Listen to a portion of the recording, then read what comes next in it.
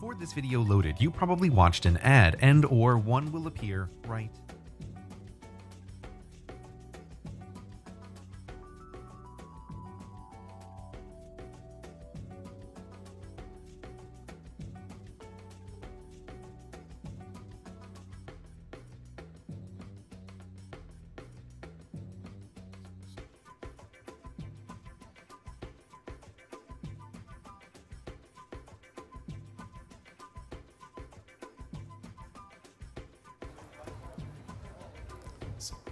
Bom dia, senhoras e senhores. Temos o imenso prazer em recebê-los neste nosso segundo e último dia do Simpósio Internacional Lei Geral de Proteção de Dados. Aqueles que não retiraram os seus fones podem fazê-lo, e eu lhes digo que nós fizemos uma alteração na programação, a fim de até melhorar a disposição dos nossos trabalhos para hoje. Todas as palestras em inglês serão feitas pela manhã. Havia a previsão de fazê-la à tarde também. Nós as reunimos na manhã de hoje, até para que facilitasse bastante aos senhores e senhoras. E os fones estão à disposição, e também para que eles possam ser entregues ao final da última palestra, já devolver, para que os senhores não possam levá-los, trazê-los de volta. Então, reunimos todas as palestras com tradução na manhã, para que possa otimizar mais.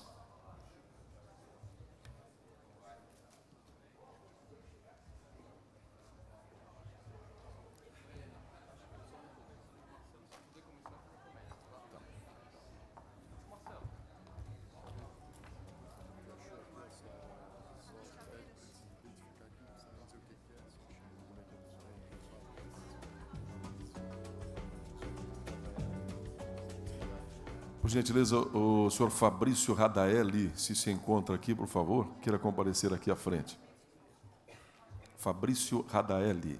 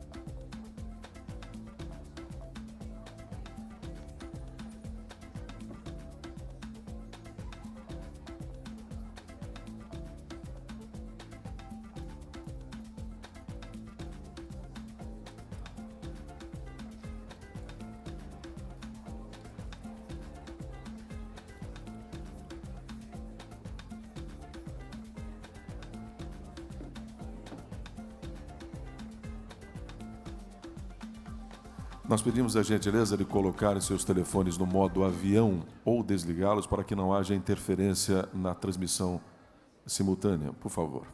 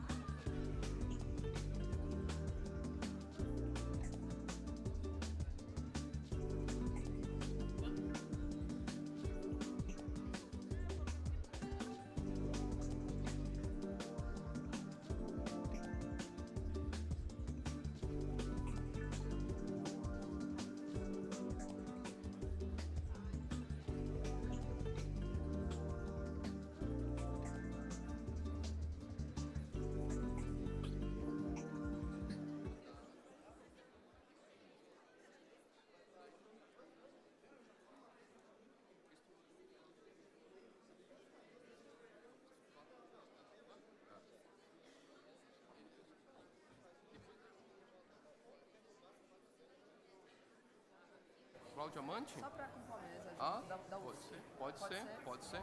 Agora? Não. É agora. Bota assim, ó. Então assim, Peraí. Calma. bota aqui.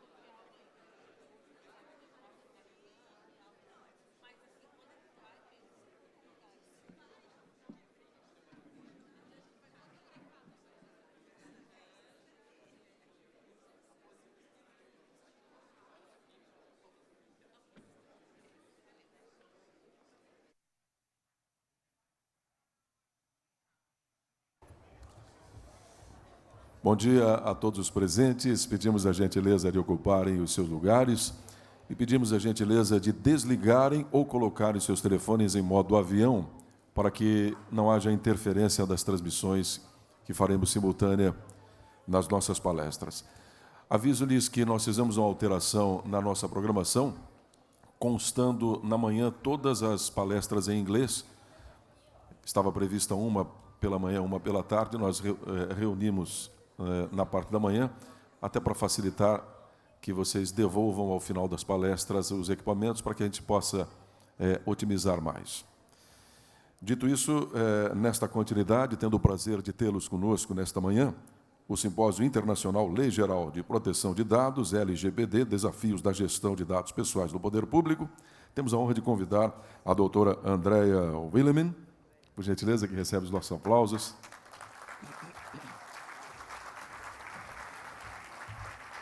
Ela coordenará essa mesa, cujo tema é do gerenciamento de dados ao seu uso responsável. E convido também o Dr. Cláudio Amante para que possa fazer, juntamente com a doutora Andrea, esta integração. E temos a honra de convidar os nossos palestrantes, os senhores Cosimo Munda e Joyce Groenendschild. Nosso agradecimento à presença. Como disse, essa palestra será proferida em inglês, será traduzida de forma simultânea a todos os participantes que retiraram os fones na recepção. Cosimo Munda é diretor do Centro Europeu de Privacidade e Cibersegurança, ECPC, criado em 2016 na Faculdade de Direito da Universidade de Maastricht. O seu trabalho no campo da privacidade e da cibersegurança na ECPC tem uma forte perspectiva europeia e internacional. Ele gerencia um grupo interdisciplinar de pesquisadores, acadêmicos e profissionais que atuam no campo dos direitos fundamentais, privacidade, proteção de dados, transparência, TI, segurança de dados e muito mais. Cosimo Munda tem muitos anos de experiência no projeto e desenvolvimento de educação executiva profissional, cursos de certificação e módulos de aprendizado online para profissionais que precisam lidar com novos regulamentos e desenvolvimentos em andamento no mercado de privacidade e segurança cibernética. Antes de ingressar na Universidade de Maastricht, ele trabalhou no Instituto Europeu de Administração Pública como professor sênior e chefe de serviços de informação, publicações e marketing. É formado em Direito pela Universidade de Bolonha. Suas áreas de especialização incluem proteção de dados e segurança cibernética, proteção ao consumidor, gerenciamento de informações da União Europeia, transparência e acesso a documentos, agências da União Europeia, procedimentos e instituições de tomada de decisão e legislação da União Europeia.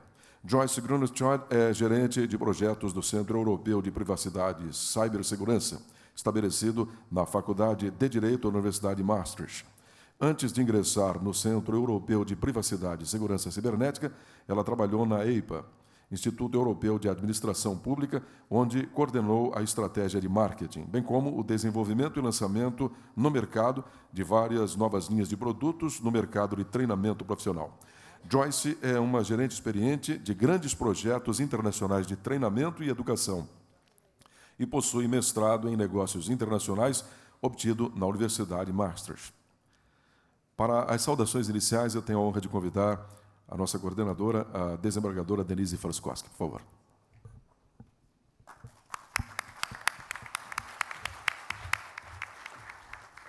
Bom dia a todos, é bom vê-los novamente aqui.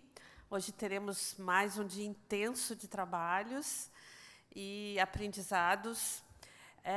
Gostaria de agradecer imensamente a minha querida amiga Andrea Willemann por ter trazido o professor Cosmo, Joyce, professor Cláudio e as demais meninas que irão falar da Lituânia e da Finlândia. É um prazer imenso tê-los aqui conosco. E espero que tenham gostado da nossa cidade. Nosso tribunal, nosso comitê, está sempre de braços abertos para recebê-los aqui e poder aprender mais com os senhores. Desejo a todos os senhores uma boa aprendizagem, uma boa estada aqui neste recinto e para que tenham a possibilidade de aprender ainda mais sobre a LGPD. Um bom dia a todos. Passamos a palavra à doutora Andrea para as saudações iniciais também. Bom dia a todos, é uma honra estar presidindo essa mesa da Universidade de Maastricht, aqui em Florianópolis. Gostaria de fazer todas as minhas saudações a esse tribunal, a Igreja Tribunal, na representação da desembargadora Denise e do Comitê Gestor de Proteção de Dados desta casa, que honrosamente aceitou esse desafio de organizar este evento e de convidar a Universidade de Maastricht para estar aqui agora, trazendo todo o conhecimento da GDPR, da Lei Geral de Proteção de Dados, e interagir conosco em relação à nossa lei brasileira, LGPD. Então, gostaria muito agora de deixar o tempo para o nosso querido professor Cosimo, que tem muito a nos mostrar, e a Joyce, que vão fazer uma palestra excelente para todos hoje. E já agradecê-los pela presença, professor Cosimo e a Joyce. Fizeram uma longa viagem, estão gostando muito de Florianópolis, Estão muito felizes de estar aqui conosco neste dia. Então, vou deixar todas as honras a eles e vamos lá, Estamos todos bem curiosos aí para poder aprender mais. Professor Cosimo, convido. You can take place now for your conference. Are you going to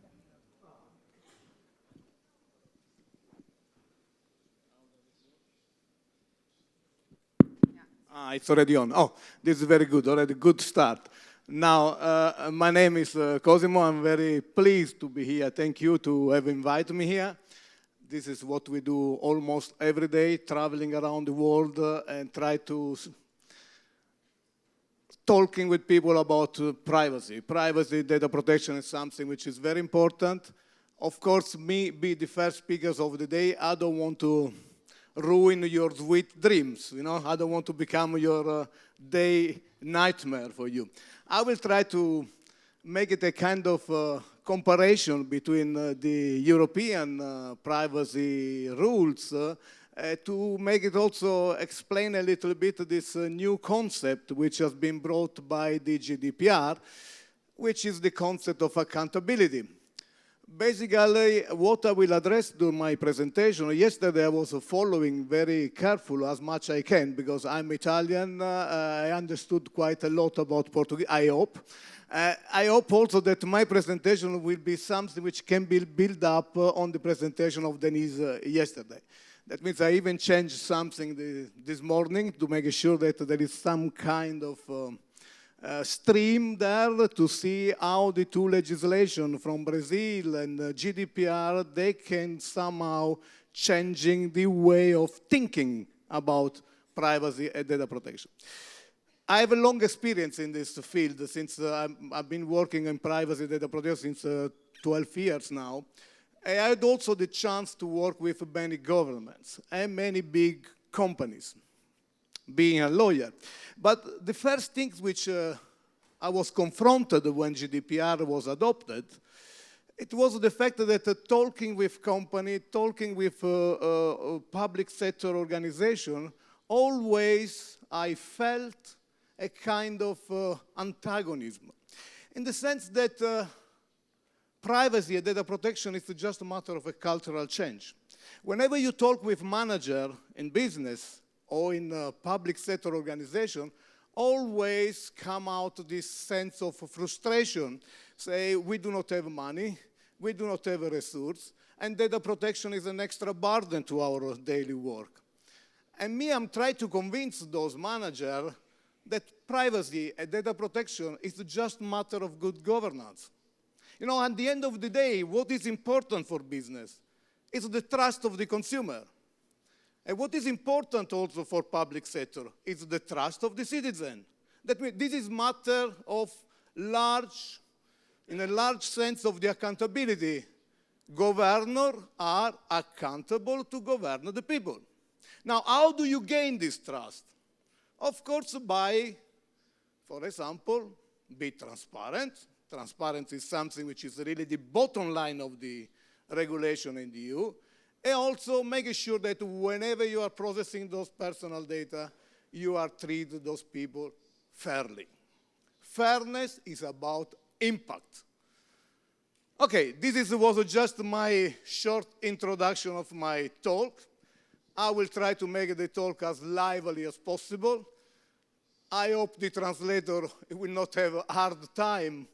I told him, look, we are Italian, and Italian, they are like a jukebox. You put money inside, and then the song starting, and then until the time elapses, we are still singing. Now, but I promise the translator that I will keep time to time a little bit of pause, silence.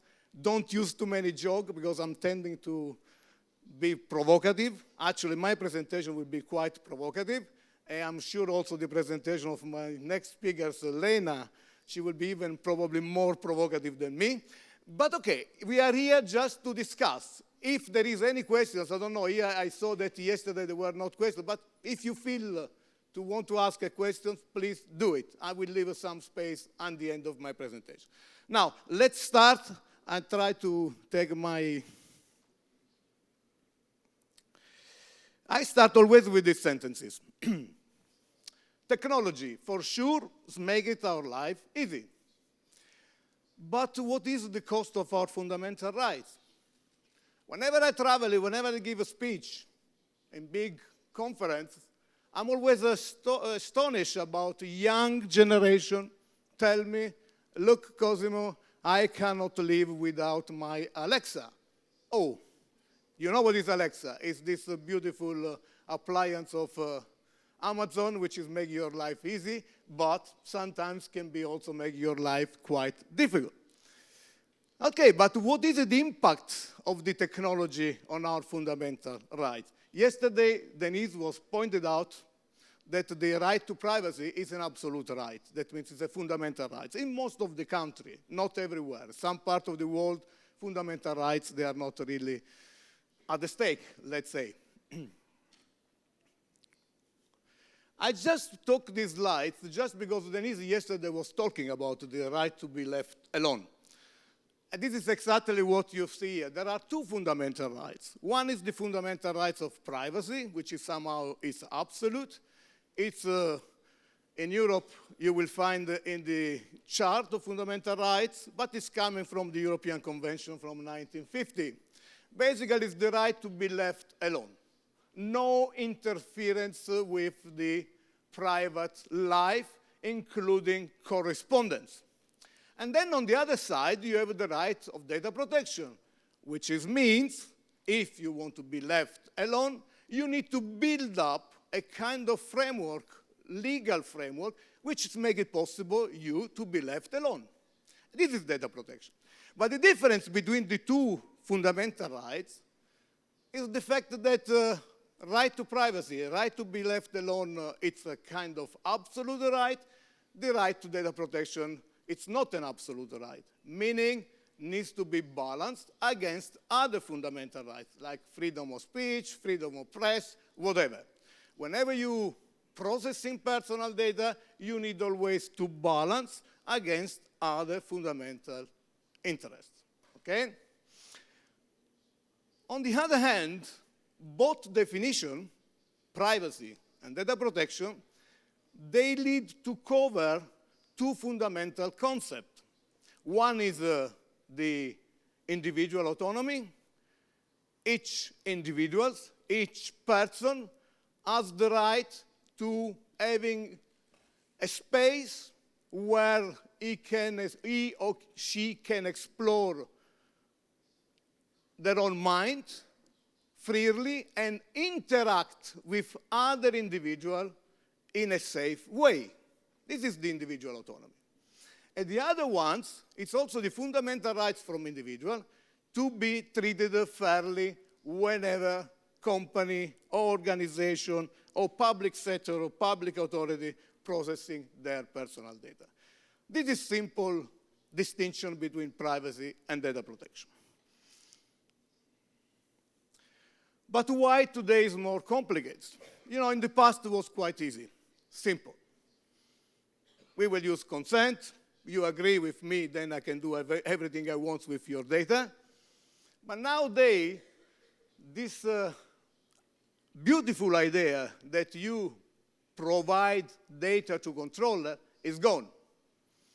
Your data are not provided by you. Your data is provided by your intelligent fridge, by your smart car, whatever, any sensor you use. This is our controller, they collect data. This idea that you agree on something is already gone. I will show you why it's not any longer a good way. Consent is not any longer a good way of do data governance.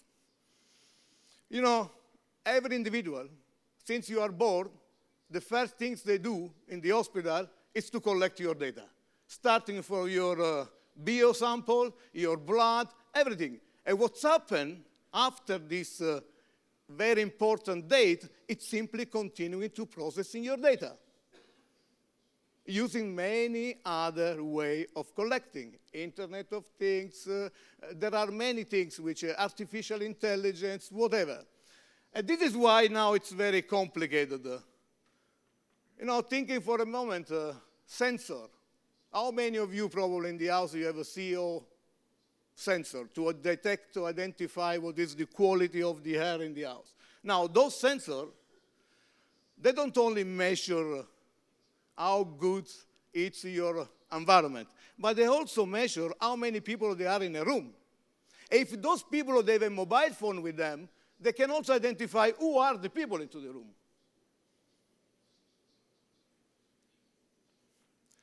Let's continue with this thing. What is very challengeable now for any controller, despite the fact you come from the public or the private sector, it's the so-called group privacy. Nowadays, it's not any longer about the privacy of an individual.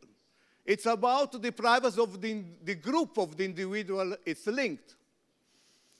What's happening in real world, controller, when they use big data analytics, they use a big marketing company, they use a psychologist.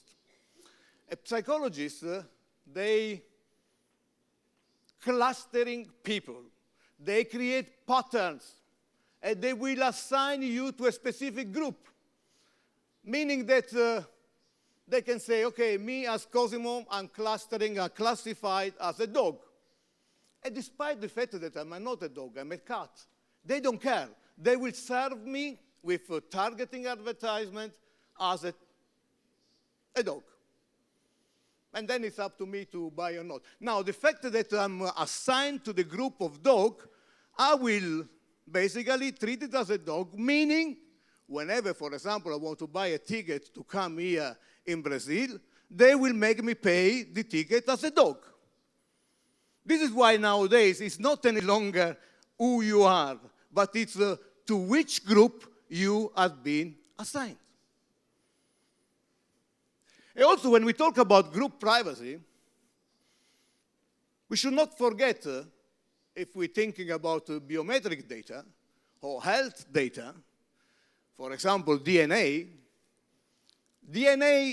despite the linearity, which they can identify precisely one individual, it can be also created a lot of problem if you are not managing those data carefully, because at some point you can discover, oh, I have an half sister, oh, I have an half brother. And this can be having a huge impact on other individuals. And also, the DNA is not just a personal data of a single individual. It's a personal data of ascendant, descendant. You know, that means if you are not taken care of by processing biometric data, you can affect negatively the life or the interest of other individuals, which are connected because the DNA is the DNA which I get from my mother, from my father, my sister, my children, etc., etc. This is why, for example, in Italy, whenever you're processing DNA, you don't need only the consent or the explicit consent of the individual, but you need also the consent of the other. Let me give you an example. We were busy with a case, and this case was concerning an individual working in a big company, very healthy economically speaking. Translated, he was earning a lot of money monthly. He goes to a bank asking a mortgage, and then the bank, nowadays, they don't even talk with you. At least, I don't know, here in Brazil, but in Europe, they don't talk with you. There is a machine talking with you. You put your data, the machine is making the calculation about what is your economical credibility, and based on the results of your score, you get or you don't get a mortgage. Of course, you can always asking a human intervention to make sure that the algorithm is behavior as should be. But in this case, specific case, the individual did not get the mortgage. And why not? There was no reason. Good job, no problem with the law, with the justice, no criminal records, nothing. And in the end, we discovered that the algorithm, which was based on a deep self-learning machine, was also accessing data from the health insurance of the father of this individual. And unfortunately, the father of this individual died with a genetical disease. You see? Genetic data. And now the machine, it's a binary. It's a 0, 1. They are not human. We can interpret. Machine simply calculated. And according to the machine, the fact that the father of this individual died with a genetical disease, the risk that the same person, the son, will get the same disease was very high. Then, high risk, low credibility. This is what's happened. And this is very important, particularly for public sector, because sometimes the public sector, you have the tendency to use those kind of algorithms or applications without not really having grip on it, control, because in the public sector, often the financial resource is a problem. You don't have the same availability in terms of budget than private company. This is why we have to be very careful whenever we introduce a restrictive measure or we do want to processing those sensitive data about the potential and negative effect on the individual. The other big challenge for companies nowadays is also the data used through the time. What does it mean? In Europe, with GDPR, one of the essential elements is the obligation for a controller to be able to demonstrate compliance on an ongoing basis. It's not just take a picture today of your company or your organization, say, I'm complying with the GDP. No. You have to demonstrate through the time that you are complying. Meaning the problem now for companies managing big databases is the fact that probably I give my consent to have my pictures here taken by recorded of me, but tomorrow I can change mind. And then it's become problematic if you don't thinking about already at the beginning of the process operation how you will deal with such a kind of request. The other very tremendous challenge for companies and organizations, even in the public sector, is the so-called toxic data. You know what does it mean, toxic data in the jargon? Basically are those data which the controller has lost control. There are data which they are being collected probably fairly, lawfully, but simple, you don't have any longer grip where do they have those data. They are floating in databases. If those data, they are breached by criminals, you have a big problem. You know, yesterday there were many authorities here. I can imagine whenever you have this kind of meeting, probably you need to process some personal data of the individual. Particularly if you want to offer a lunch, a dinner, you need to collect, for example, sensitive information. Dietary requirement, allergy, whatever. Those data need to be processed because you want to make sure that your customers, they are happy, nothing happened. But then, if those data they are transferred to the catering, for example, and the catering lose those data somehow, it's really problematic. Now, and this is linked to the fact, this is why in GDPR we have the really strong emphasis on data minimization. Don't collect data based on the principle of nice to have. You never know.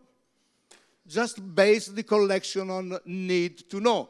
What exactly you need to achieve the purpose. And I'm afraid in Europe, many public administrations have been collecting too much data about individuals, and they don't know what to do. And this is a problem with the new rules, because more data you have it, more budget you should put at the beginning of the year in order to increase your computational capacity. Because whenever you collect data, you need also to protect the data. This is one of the obligations. That is, even financially speaking, it's not healthy any longer to keep more data than what you need. And also, in terms of quality, one of the major problems is the quality of the data. Having quantity does not mean you have quality. If I'm a businessman, I want to invest my money in your product and new services, I need to use the data. Yesterday, Denise was clearly saying data is the oil of the new economy. And me, I continue always the sentences say, okay, if it's the oil of the new economy, let's start thinking green. Because probably we need also to changing the way of processing. That means quality of data can lead to big mistake. I can invest a lot of money as a business to build a new car, because I do think, according to the analytics of my data, the results say the market needs a new car. But now, if my data, they are obsolete, they are not up to date, and often is the case, probably my investment is completely gone. Because at some point I will realize that actually the market doesn't need a car, but it needs a new bike. And then what you do?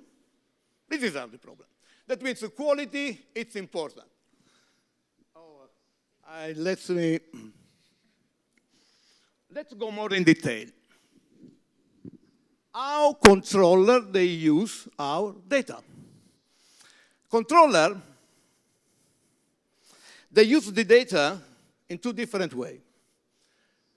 The first things they do, controller, using our data, is to think with our data in order to predict the future, in order to predict what kind of product or service you want to put into the market, but also to predict your future.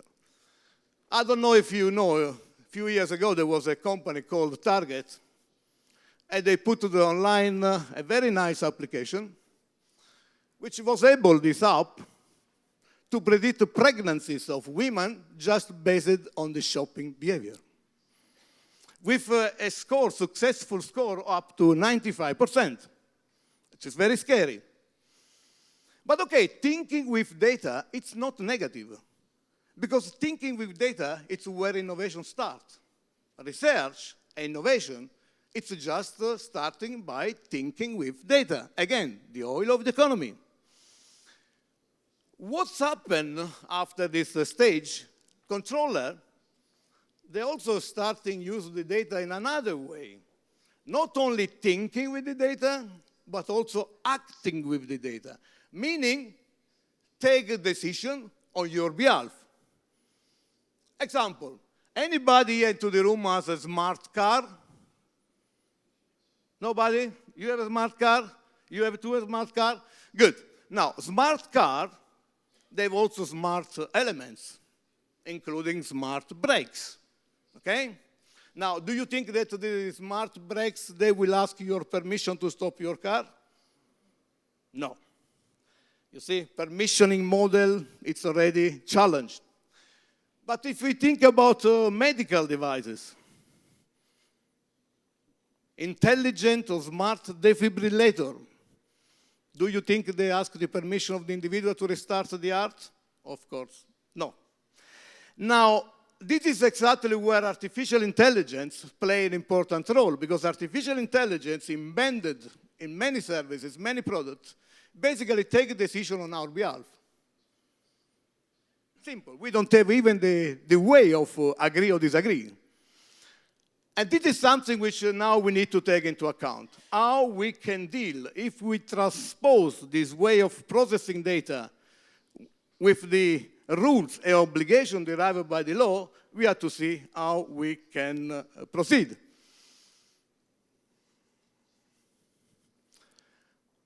Also, another thing which is important to understand, whenever we talk about personal data, you should not be confused. Your personal data, which are very important from the market, is not your first name, last name, your address. This is a really useless data.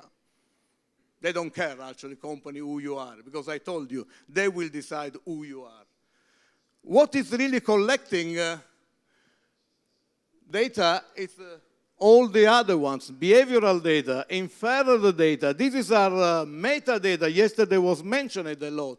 This is really important for business. Not how do I, if I'm called Cosimo, Monda, or whatever, where do I live? They do not care. This is the data. Now, this is what they collect. And often, I think I destroyed this element, sorry. Often, whenever you ask a company or an organization, say, could you please delete my data? They will delete only your first name, the address, probably everything which is immediately related to you. But what you have bought, what kind of music you listen, whatever you do during the day, they will never delete it. I'm always say, even in Europe, with the right to be forgotten or the right to erasure, I will really challenge any company, any organization to prove deletion. How do you prove deletion in very big relational database? It's quite a challenge, I have to say. Nice principle, but in practice will create some particular problem. Okay, these are the data which company they collect. And this one is how Facebook create profile on individual. I don't know if you can read English, but basically when you read, this is an example of a profiling of Facebook. You will find Facebook. This is what Facebook target from individual. And you see I put it in bold there. Actually, it's a slide which Lena uses very often. I put it in bold there, the important things. You see there is no first name, no last name. They simply say it's a French, English-speaking human, and they continue. And then they say, this lady or this person is classified as a foodie, who tend to spend more money than the other. And now this algorithm here, it's very important because it interacts with your phone.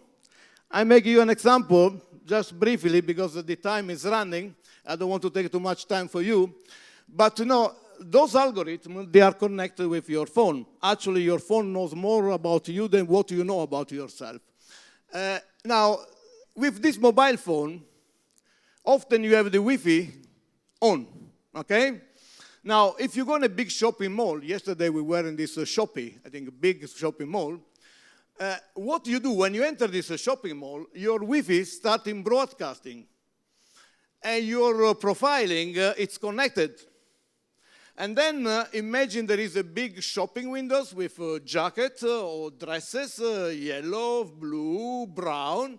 And then what they do, the sensor into the shopping, is the fact that you are in front of the windows, you watch this yellow jacket, and then the system starts counting 1, 2, 3, 4, 5. 5 seconds. Then you move a little bit here, and then say 1, 2, 3, 4, 5, 6, 7. And then you move to the third one, and then you stay a little bit longer because you are observing more. And then suddenly, if you open your mobile phone, there will be an advertisement, 20% discount on the brown jacket, simply because they know probably you are interested more in the brown jacket. This is how it works in real life.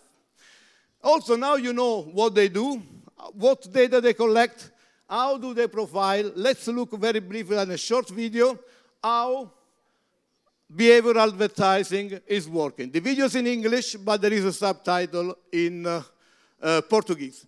We can start.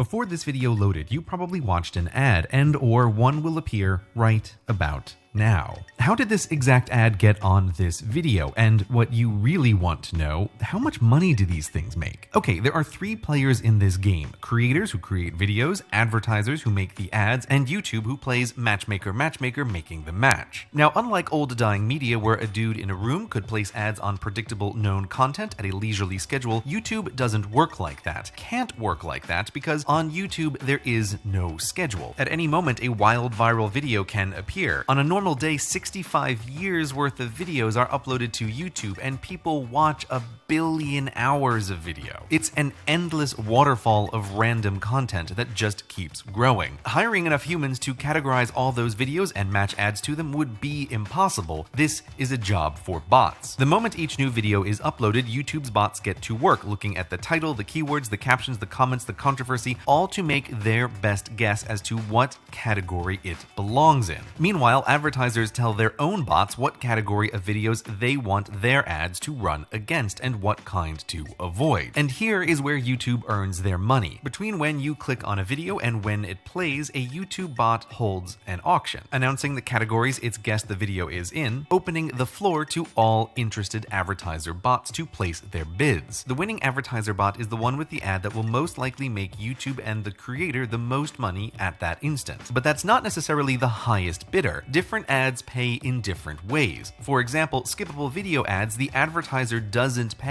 if the viewer skips as soon as they can. The advertiser only pays if their ad is clicked or watched. A super high bid means nothing if the ad is super boring. No clicks equals no dollars for YouTube or the creator. So there's a bias against boring. The auctioneer bot will prefer a lower bid for an ad with a higher click rate than a higher bid for an ad with a lower click rate. But boring is in the eye of the beholder. So in addition to YouTube's bots trying to guess what the video is about, there are bots that try to guess what the viewer is about, looking at their watch history and device and activity to try and guess their age, chromosomes, income, location, and interests. This information too is part of the auction, and the advertisers can instruct their bots to only bid to specific demographics and specific locations and specific categories and only up to specific amounts. So whatever ad you saw before this video didn't plan to be there. It was the result of bot guesses about the video and bot guesses about you and bot bids for your attention at that exact millisecond. Watch videos from this channel on the device of someone demographically different and you'll see different kinds of ads. You should try it with this video on at least 2 or 3 or 4. Look, watch this video on a lot of different devices. Anyway, if you want to know how much advertisers pay YouTube and creators, there isn't one answer. It's all an Insta auction and varies wildly by video category, the viewers, the time of year, advertising budget, how many auctions are happening at that exact moment, and how full they are. It's millions of matches a minute of supply and demand. Channels with prized demographics may earn 5 times as much per view as other channels.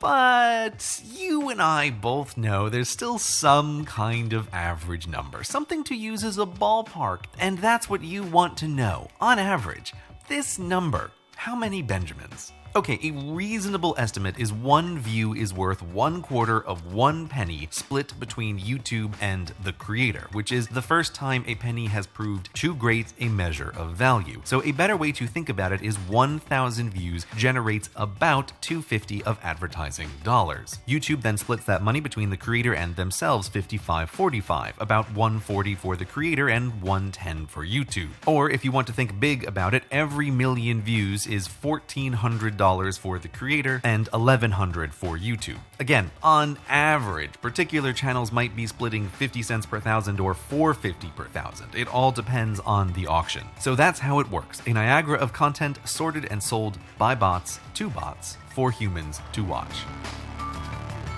Thank you. Now, this is what's happened whenever you see behavioral advertisements. There are bots which they try to guess everything about you, including your chromosome probably, your location. Because this is actually how they do discrimination.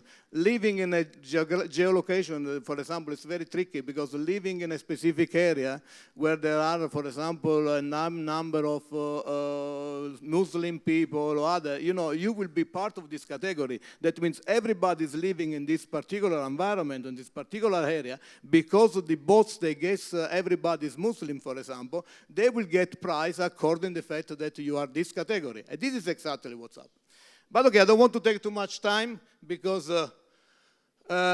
another example which is very challengeable nowadays, it's the Internet of Things. Actually, whenever I'm talking now, at the precise moment I'm talking today, Internet of Things is already gone, meaning the new challenge for Europe is also thinking about new regulations there. It's about Internet in Things, which is a change completely the perspective. Basically, the content, it's coming out from the screen. And also producer of television, they already told in some important events that probably in 2-3 years' time, television, they will be not needed any longer because the contents go out from the screen and there will be the device which they will project. But okay, let's focus for 1 minute on this example. Yesterday, Denise explained very well in brief because the time was what it was, but she has touched the point about controller, processor, data subject, etc., etc. Now, in the context of IoT, Internet of Things, the things that are quite complicated. Thinking for a moment at the smart glasses, okay? Smart glasses, you can dress it, you can use the glasses to watch through the glass, including point to people. And you start processing data of this individual because it's connected with the net. Now, in this situation, who is the controller? It's you watching through the glass. It's the producer of the glass using the cloud. Probably there is already a co-controllership. But also, who is the data subject? It's me, which I bought the glasses, or are the individual which I watch through the glasses. For sure, those individuals, if I dress these glasses now and I watch at you, I will get biometric data, okay? But you, as a data subject, you don't even have the possibility to agree or disagree. How do? You can put the finger in my eyes to say, yes, I agree or not. You can't. The same, now they are very fashionable, this nice doorbell. And then there's also another example where there is no clear distinction who is the data subject. Because whenever you visit a house of an individual who has this very nice video doorbell, you ring and immediately your face is on the net without having the possibility to agree or disagree. You can. This is our challenge for company now, to deal with the privacy obligation, because you need to provide possibility for individual to say yes or no. I suggested ironically to some producer of this doorbell, why don't put 2 buttons? One, I would like to be taking my picture, and the other one's ringing without not taking my pictures. But okay, but it's not only about taking the pictures, it's also for how long this picture will be there, for which purpose, may be reused by the service provider, the processor for other purpose, we don't know.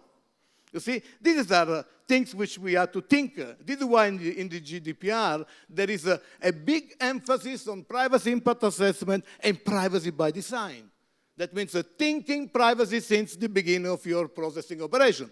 The other very scary part was, for example, this talking toys. You remember, you have heard about these beautiful toys, which they were basically recording everything you will say in front of these toys. Now, the system was breached, and then the parents of the poor children, more than 800,000 children, they had to pay even to get the data back, because there was a ransomware which just encrypted the data. That means they pay for the toy. They pay for a stranger to enter into the room of their children, recording everything. And then they have even paid to get back the data. It's insane. How many of you, who has a smart Samsung TV? Anybody? You know, for those TV, before the GDPR, the microphone was on by default. Basically, whatever you were doing in front of the TV has been recorded. And somehow it's floating. But now, for this kind of tools, smart glasses, doorbell, there are some kind of graphic interface where eventually you can even foresee possibility to consent. Okay? Because there is a graphical interface, you can perhaps create a form. But the real problem is with the sensor, humidity sensor, CO sensor, they do not have a graphical interface. If I'm a producer of those kind of sensor, I don't have even the possibility to ask consent, because there is no way to what you do. There is no graphic interface there. Okay? Thinking about. Now, as you can see, and now I'm coming to the end of my presentation, consent as the traditional way of do data governance does not really work any longer. And this is why in GDPR there is the emphasis on 6 legal bases. A consent is just the last resource.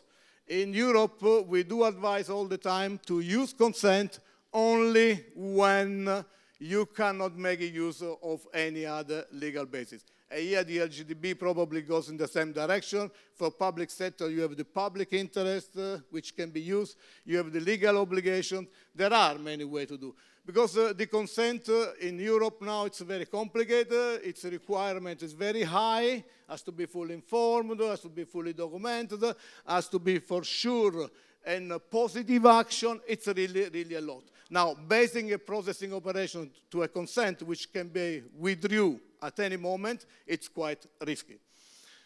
Now, and also because the people, they do not understand, it's so complex. You know, this idea which Denise was presented about controller, processor, it's very linear. In real world, the things are more complicated. The data processing ecosystems has many processors, sub-processor, joint controller, and another controller. Basically, this linearity, there is a controller, there is a processor, it's not any longer there because you have a controller, you have a processor, but then you have another controller, and then you have a sub-processor. It's complex. And this is the problem. That means asking an individual to consent, to agree to what? He will be not able to understand. But even the manager, even the controller, they don't know what they are doing with the data. This is the other issue. And this is why this was a very interesting article in New York Times, which they say, you know, the average which a person should spend during the year to read all the privacy notice which you agree by clicking yes, I agree, you will need 76 days, at least. Only reading loudly the Amazon terms of reference, it will require more than 9 hours. This is why there is a good suggestion that this famous button, I agree, I consent, should be probably translated in whatever, doesn't matter. Who's reading? Who's really reading? Yeah. This is exactly, now, this is where we are. And this is why accountability. This is why accountability is the way out. And this is why accountability is about responsible use of the data. Because the responsibility of the controller processing data, it's growing. Before was just a kind of a stewardship role. No, I take your data, I manage your data. But now, because you are injecting artificial intelligence, because you are using big data analytics, the responsibility curve of the controller is much higher. Then, because of that, you cannot only rely on obligation, but you need to think about accountability. Accountability means basically enhanced accountability. Do something beyond the obligation you have. Because you need to gain the trust of citizens, the trust of the consumer. If you are in the public sector, you want to be re-elected. If you don't have the trust of the voters, you will not be re-elected. This is why trust is basically the bottom line. And also, when we talk about fairness, fairness is about impact. That means if you are the controller thinking all the time at the beginning of the process, what can be the impact on individual? What will be the impact of this processing operation on the individual? And the accountability, basically, it's not something new. I think you mentioned yesterday also, Denise, if I don't mistake it somehow. Accountability is something which is It's already since the 1980. In 2009, there was in the OECD. And in 2009, we had the resolution in Madrid. But what is accountability in GDPR? Basically, this one. This is accountability. These are the principle of data processing operation in GDPR: transparency, lawfulness, purpose, data minimization, accuracy, etc., etc. And then the Article 5.2, paragraph 2 in GDPR say the controller is responsible to demonstrate compliance. And the Article 24 also stretch the fact that the controller is also responsible for the security of the data. Okay? And this is accountability. Okay? But again, accountability is not about perfection. There are still questions. How controller they take a decision in terms of reasonable effort or risk assessment? How do the controller they can document their decision? What the controller they do to move forward their processing operation? These are the big questions when we talk about accountability. And then, of course, now I will finish my slides with talking a little bit about ethics. Just a few minutes, 3 minutes. Because, of course, you have obligations, but you should never forget that yesterday I heard some people talking about ethics. Ethics is also important because you have to look about the potential effect. It's not only respect to the law, because it's not good intention. Good intention, they can lead to very bad results. You know, may give you an example, very sad example, I have to say. Years ago, in Netherlands, very progressive country, very democratic country, there was an administrative law, which the mission of these administrative laws was to helping individuals, in case they will pass away, to have a dignified burial. And what they would do, there was a public register where everybody can register their own religion, basically, in order to make sure, because money there were not enough to have a dignified burial in case they will die, the state or the city council will pay for it. Now, this was good intention, good register, but when the Nazi invaded the Netherlands, they optimized the deportation because they got this register and they immediately identify who were the Jewish people in the country. You see, that means whenever you're processing data, even in the public sector particularly, you should not always thinking about the good intention, because you need to assess also ethically the good intention, and you need to assess also how the results of this processing operation may affect the life or the interest of the individual. You see, good intention is not always the good way to do it. It's better to reflect it upon it. Running a privacy impact assessment will help you in this respect to make sure that you can evaluate the risk. Now, also, there is a big confusion in the world about what does it mean being public or being public. It's not the same. As a lawyer, something else. And often when they say, in many legislation, including the LGPD, you have this when data they are manifestly public by an individual. No, the question is, if I put the personal data in my Facebook account, does it not mean that I've made it public? I just decide to share with my friends. That means even social media can be considered as an extension of your private sphere. Different if I put the same data in my website, which is cosimomonda.com, then it's made available publicly. There is a big confusion. Often we take data from the net thinking that's okay. No, it's not okay. You need to check if it's okay or not. Also, there is the lack of understanding between anonymization and pseudonymization. This is a very nice picture of Michael Zuckerberg. Tell you, it's not true. I know better than your mother who you are, basically. Because they say, my dad told me you are spying on us. Is not your dad, you see? Because this is exactly what they know about us. And also, I already talked, and then I close, excessive collection of data, Yeah, it's not adequate storage, no security. Yeah, this is a technical Moses. Yes, it's something which is on the net.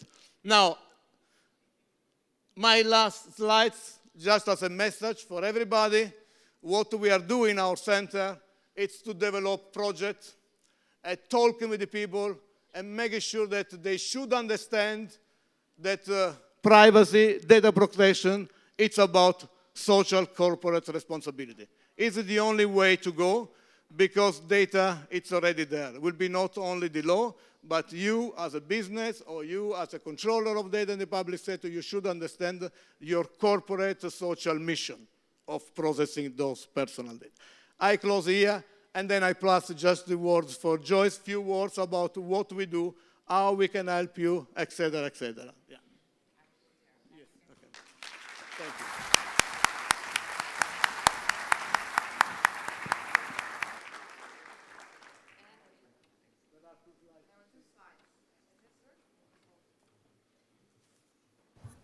Thank you.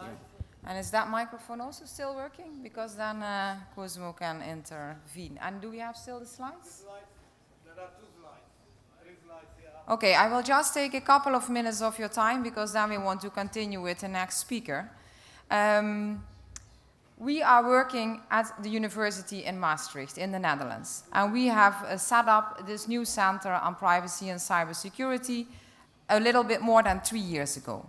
We believe in education. We think education is key when you want to move further, especially on accountability and corporate social responsibility.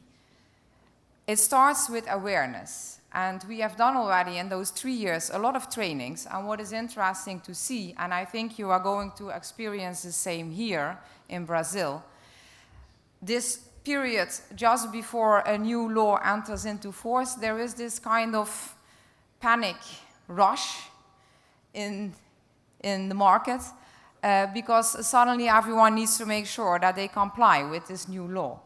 And we have been kicking off with our data protection officer courses. And there are actually quite a few certified DPOs in this room who came all the way to Maastricht or Brussels to get the training. And what we saw is that before the GDPR entered into force, there was a very strong focus on compliance with the GDPR. Companies and public sector, they were in a rush to make sure that they got their people certified and that they would comply with the law. Now, as Cosimo also said, now this first panic rush has slowed down a little bit, and now there is actually more attention for new projects which we are running on accountability and on corporate social responsibility.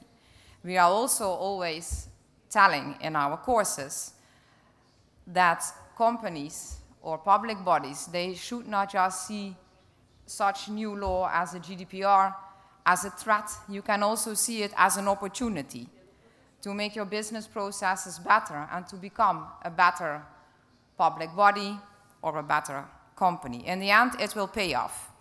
I'm not a lawyer myself. I'm an international business person, and in the end, it pays off. Not just to comply with the law, but actually to do better. And that is also what Cosimo meant in this accountability. It's a matter of doing, not just doing better, but doing the right thing. If I can enter, this is the question. The key message to you is, following the obligation and the rules of the LGDB or GDPR, it's an opportunity in terms of market.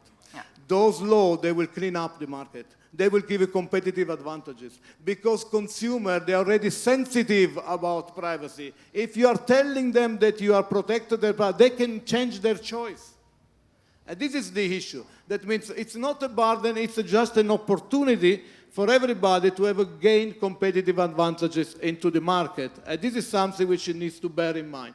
Sometimes the law, they are also having some advantages, and not only disadvantages. A GDPR and LGDB, in this sense, it's an opportunity. Be compliant. It means that if you follow the accountability principle, I can tell you, you can do even more with the data you have than what you can do. Basically, knowing exactly what are in your house, how many rooms you can use, it's much better. Don't store everything in the room which you will never use. That means cleaning up your database, it will give you more grip on what are the quality of your data. You can do even more than what you do now, by law, even follow the law. We are based as a center at the law faculty and Maastricht University, so in principle our courses, our education and also our research is very much legal based, of course, but we are trying to expand it further to cybersecurity, but there are also many other expertises that you have to take into account. We have developed executive training at our center. As mentioned already, for now, the main pillar has been for quite a while the DPO certificate. But now we are moving on already quite well with the university diploma, which gives people also a broader look, so it's not just complying to the law, but it's also looking more broadly at what does it mean, what are new challenges, what are emerging issues, how can you tackle them. So this is a much wider program where people can specialize. And next year we will start a professional master on privacy management. But I just want to briefly introduce a few projects that we are doing. We are lately very much involved in capacity building of governance and also of EU agencies. We recently have been running a project with the government of Indonesia, where we have been training a group of specialists from mainly the Ministry of Communication. And there also the course was not so much about how can you legally implement the data protection rules, but more what does it mean? What does it mean for a regulator? What does it mean for a data protection authority? How do you need to deal with sometimes conflicts of interest, which you can have in a government? Yeah, if I may say some word about this, we are working together with DG Justice of the European Commission. One of the projects we are exploring is exactly working with new data protection authority. We will have a meeting actually with the Brazilian data protection authority. At least we are planning this meeting in Tirana. We will meet them the 22 October, 23 probably, or even early in Brussels. At least the few, because I know there will be two steps. You have 8 people plus 48, I think, at the end of the April, something like that. Yeah. That means we are working also with Japan, Tokyo. Also there, we will cover Asia, South America very extensively through this capacity building project with the European Commission, if everything will materialize. We already start with Jakarta.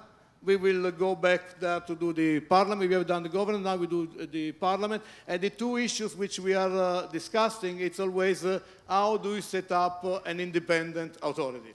Independence is one thing which is not the same in each country, and also the conflict of interest. This is what we are doing now. Yeah, this is what we are doing indeed. We have running also now some other projects. Cosimo mentioned before the Corporate Social Responsibility Project is something that we have set up ourselves. Within the center, we are collaborating there with mainly with businesses. We are running a project on accountability with the International Accountability Foundation from Texas. And what you also see, and then we will close because then we want to move on, is that when this first rush of legal compliance is passed, it opens a bit more space, it opens a horizon for people in the field to look further. You have to look further as a company, but also as a public body, to not just comply with the rules, but to look further and see how you can profile yourself in such a way that you can actually also reap the benefits from such a new law. I think we leave it here. We are available. We will be here the rest of the day, so if there is anyone who wants to know more, you can always address us. I don't know if there is time for questions. I'm looking at Andrea, or no, I think we have to move on. Yeah, okay. Thank you very much.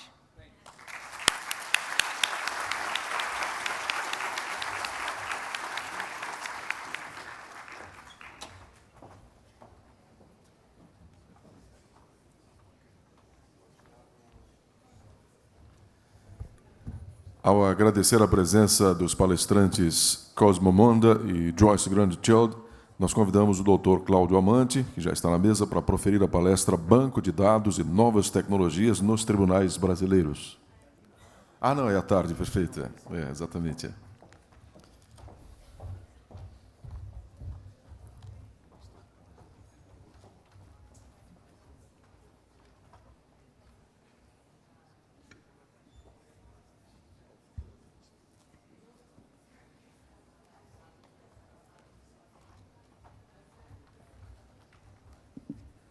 Estava com o cerimonial de ontem.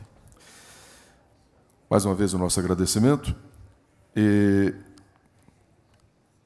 nós passaremos agora a palestra dos Desafios da Proteção de Dados ao criar serviços públicos online. A senhora Lina Krishnild. E para coordenar a mesa, nós convidamos a doutora Andrea Lima, que também já está conosco. Convidamos a senhora Lina, por favor. Nosso agradecimento. Lina é consultora jurídica com experiência em tecnologia e em empresas de mídia. Antes de fundar a Legal Oil, na Finlândia, trabalhou em departamentos da Robin Entertainment e Nokia Corporation, apoiando o licenciamento estratégico de tecnologia, publicidade, assuntos regulatórios e de privacidade em todo o mundo. Ela é bolsista, visitante no Centro Europeu de Privacidade e Segurança Cibernética, o ECPC, na Faculdade de Direito da Universidade Maastricht, e também membro do Conselho Consultivo do Laboratório de Tecnologia Jurídica da Universidade Helsinki e do IAPP. Participou de vários grupos de trabalho da Comissão da União Europeia, que são relacionados a iniciativas do setor de tecnologia. Possui mestrado pela Universidade Helsinki em Direito e Tecnologia da Informação e da Universidade de Estocolmo. Passo a palavra à doutora Andrea. Um minuto, eu peço a gentileza, eu vou justo falar com outro microfone para ficar perto da Lina.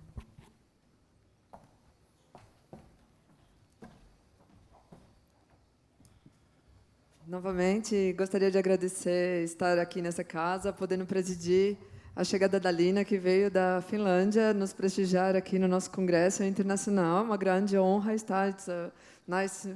It's a big pleasure to be here with you in Brazil. We are very pleased to be here, and welcome and have a nice conference for us. Eu tenho certeza que vocês terão excelentes momentos com a Lina, com muitas novas ideias e experiências vindas de tão longe para a gente aqui no Brasil, não? Então, vou deixar a palavra com ela. Thank you very much to be here with us, and it's for you now. Well, thank you. To you. Bom dias. That's as far as my Portuguese goes. But maybe next time I can have the whole presentation in Portuguese. Thank you. So I'm going to be even more pragmatic than Cosimo was. So I'm going to talk about some findings lately, more in the public sector. And I've been working with the technology companies for a long time. But of course, from the point of data protection, you have the similar goals, whether you are public or a private institution.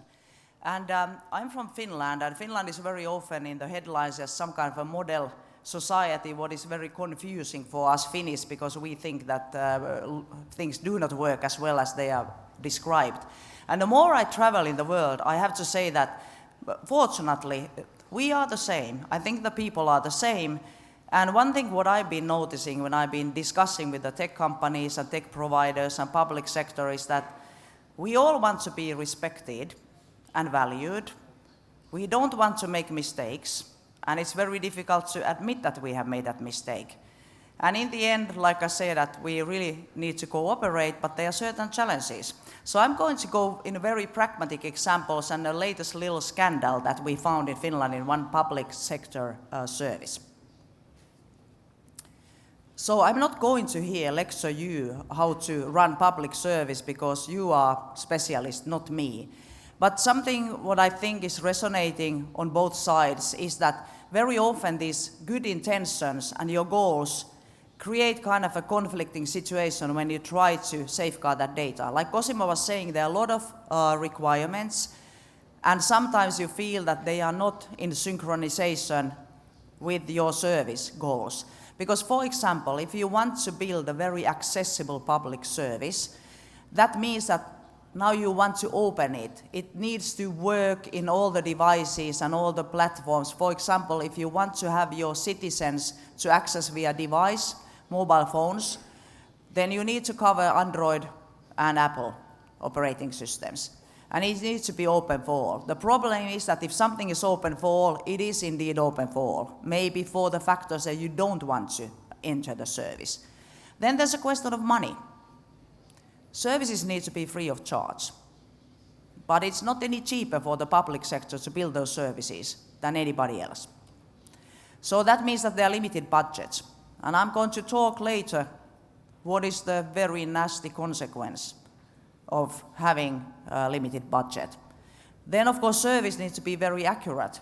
And that means that there must be very large amounts of data processed. You can't really decide on the benefit for, let's say, for sick people unless you really understand who they are and what is the sickness, and there are very complicated rules how you're actually calculating those benefits. And then you should be transparent. You should be very open what you are collecting and processing. But typically a public service has a lot of sensitive data about the health, children, family, income. So do you really want to dispose all that source information? So this is just kind of a thought-provoking that I do understand that it's never an easy task. So that's what in Europe what we are repeating like bit demented parrots is that balance. There always needs to be balance. Of course, public sector, you have a very clear reason why you are collecting that data. You have a legal obligation. The court needs to decide on cases. The benefits must be paid. There needs to be access to justice. But what I always want to say that who is building these services? We are sometimes short-sighted human beings as animals. We see our immediate group and our peers. And that means that when you are working in the very high level of organizations, sometimes you don't have visibility through those layers down to the individuals. What you see around you are your bosses and your peers, and that's where you have the discussion. And that's where maybe you're planning the service and what are the service targets. And here comes the little problem. Because what I've seen typically is that there are some public administrations that actually have their own like technology department, but very rarely they are really building, let's say, Ministry of Justice website. There may be a centralized office in the administration. That's, for example, what we have in Finland.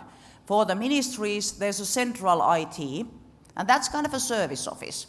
If Ministry of Communication needs a new update, that's where they will call or send a request that we need somebody to do something on our website.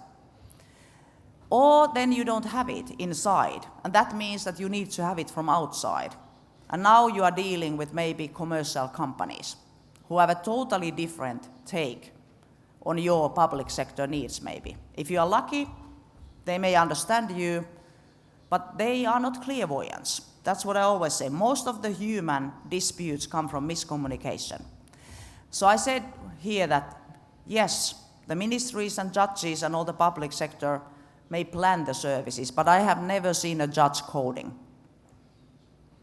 And that's where the things happen or do not happen. It's really whoever makes the decision that I'm going to connect these two different services or these two different databases. So now I'm going to talk about money or lack of it. What I typically see is that there's a very tight budget, and there may be internal rules that anything going beyond X reals or euros or dollars must be pre-approved.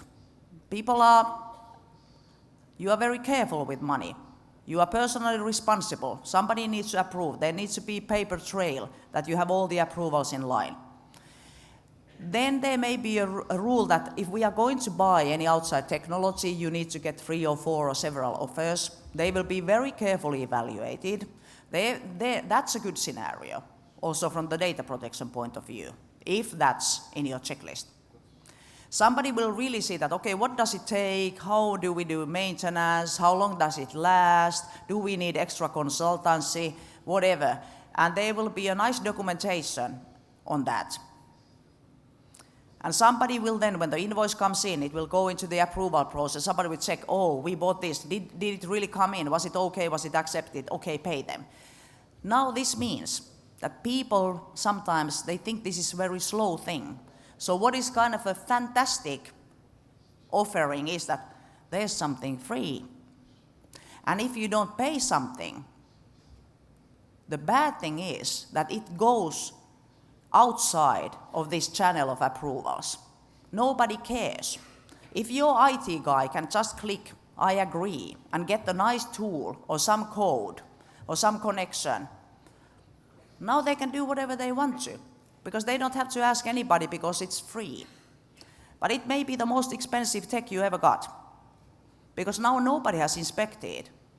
Is it like safe and secure? Well, maybe they do that. The engineers are typically good on safety, but if nobody has told them that there may be some kind of impacts for data flows, they don't know. It's not that they are stupid, they're extremely smart people, but they didn't understand that when they involve this free block or service, that means that your citizen data goes out that channel. So what I'm saying here is that one learning is that maybe that anybody who gets in anything that will be combined into your system, that needs to be approved, not from the money point of view, but what does it do for the system? And the reason I'm preaching so much about is that, yes, like I said, we have a few nasty examples back home. When GDPR came into force, that lovely night, 25th of May, 2018, there were a few activists. They are out there. I mean, it's not just your citizens and authority or police. There are people who like to go snoop around. So in Finland, there was a very active young guy who knows kind of how coding, but also is studying law. So he went to see our own Data Protection Authority website. First thing on the morning of 26th. That was on his checklist, number 1. And lo and behold, Finnish Data Protection Authority is using Google fonts. Now this may not say anything to you, but the thing here is that these letters that you see on the screen, of course I haven't designed them because I'm a lousy drawer. So there's plenty of out there that you can use. Google has a huge selection of fonts, and now you may wonder what this has to do with data protection. You can use them in 2 ways. One thing is that you have these Google fonts and you download them in your environment. Then it means that the traffic is only in your environment. But a lot of people don't want to do it because it's in the cloud. So that means that now when I'm writing a letter for my data protection authority that I'm just wondering what's going on, that message is sent to Google. Because all the text created in the cloud, that copy is there for them to improve their services. But now it's a bit different that I'm sending, like I'm writing the recipe how to make a cake instead of discussing with my authority. So he made a complaint, and his question was exactly this. Is it unreasonable for me to wish that I could actually discuss with my local authority here in Finland without my data being sent to the United States? I think it was a reasonable request. There was a radio silence. By the way, our authority did not reply in 30 days as it should, because there was a lot of work, but they did, and they fixed it. And that was exactly the issue that we had. They had ordered their website from the central IT function like everybody else did in the public sector. And like so often happens, we have a saying that the shoemaker's children don't have shoes, so they did not assess their own website. Now it's fixed, and there are instructions for the central function that they really need to check all the outside tools that they are using from this point of view. But that was the first thing, and there have been others. I mean, we are so stupid in Finland that we love to public everything, so the authority also said that, oh, we've been idiots, but now it's fixed. I'm kind of a bit doubtful that we were the only country where this was issue, but I haven't seen any other news so far. But unfortunately, there was more to come. So the next thing is that this is kind of a checklist that you do because you have free. All these are free. Facebook is free. Twitter is free. So this would be that somebody would say, hey, this cost us nothing, and now we would have this lovely visibility that people could access our services, and we could have like a Facebook pages where we would give more information, and it would reach more citizens. So yeah, popular add-on, check. Fast and scalable. Scalable means that you can get, like, you start with 0 citizens, next week you have 10,000, next week you have 1 million, but that will support it. They are used to handling large amount of users. It works on all platforms. Yep, I don't have to do anything. Money required, 0. This looks like a gift from heaven.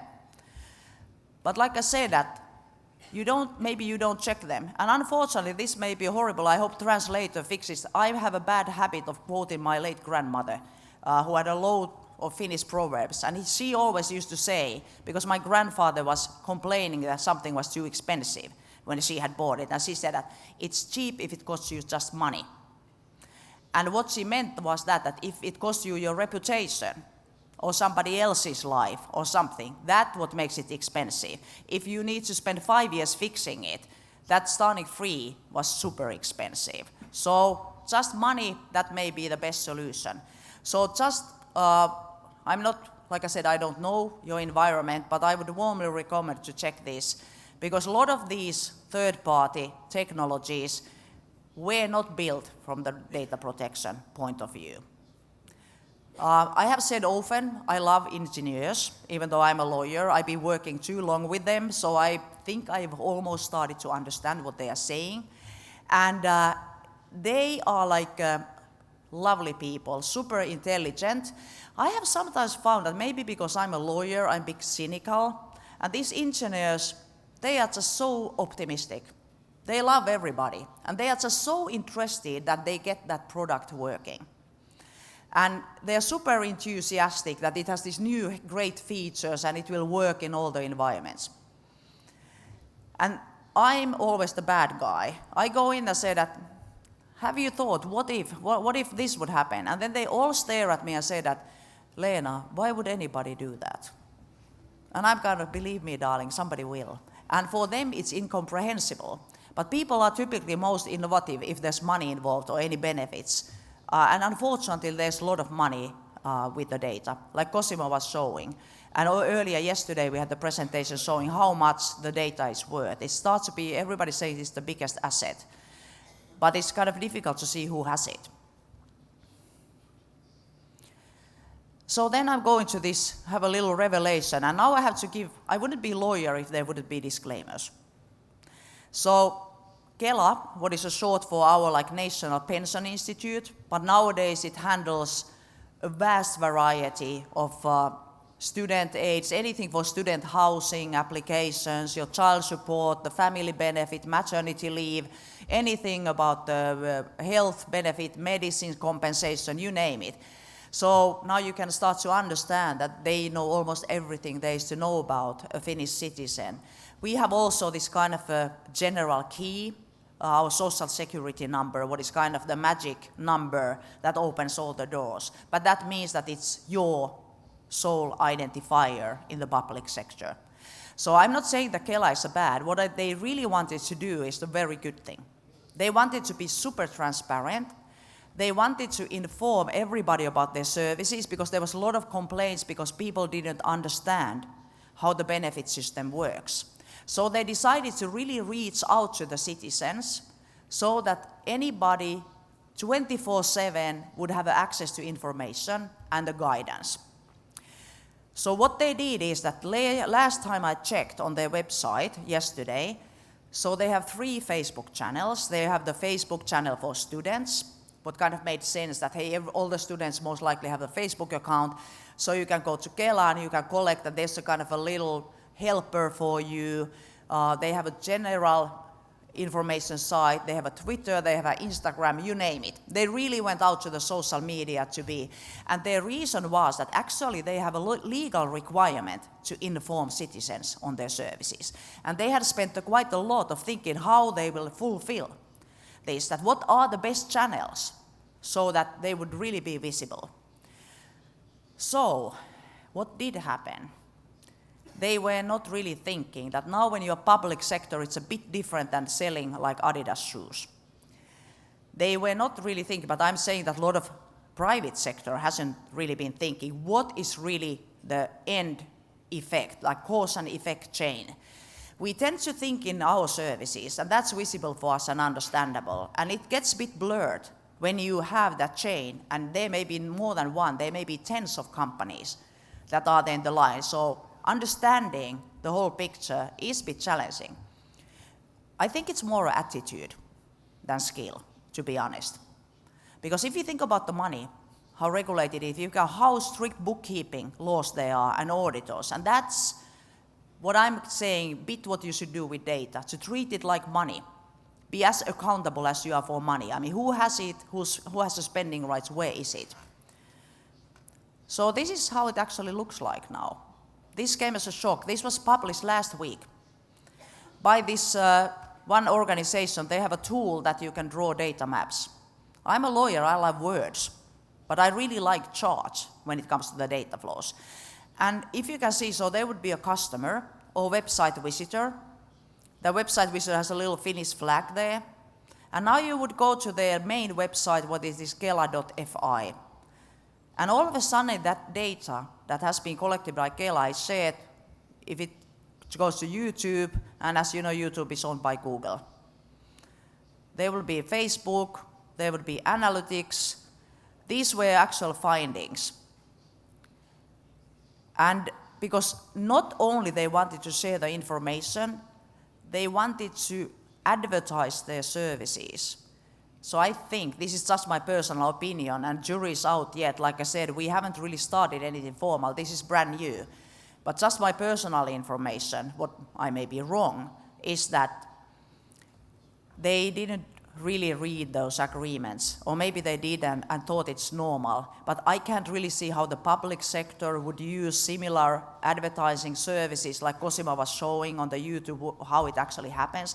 There's so many intermediaries and people who have access to those data flows that you typically lose control.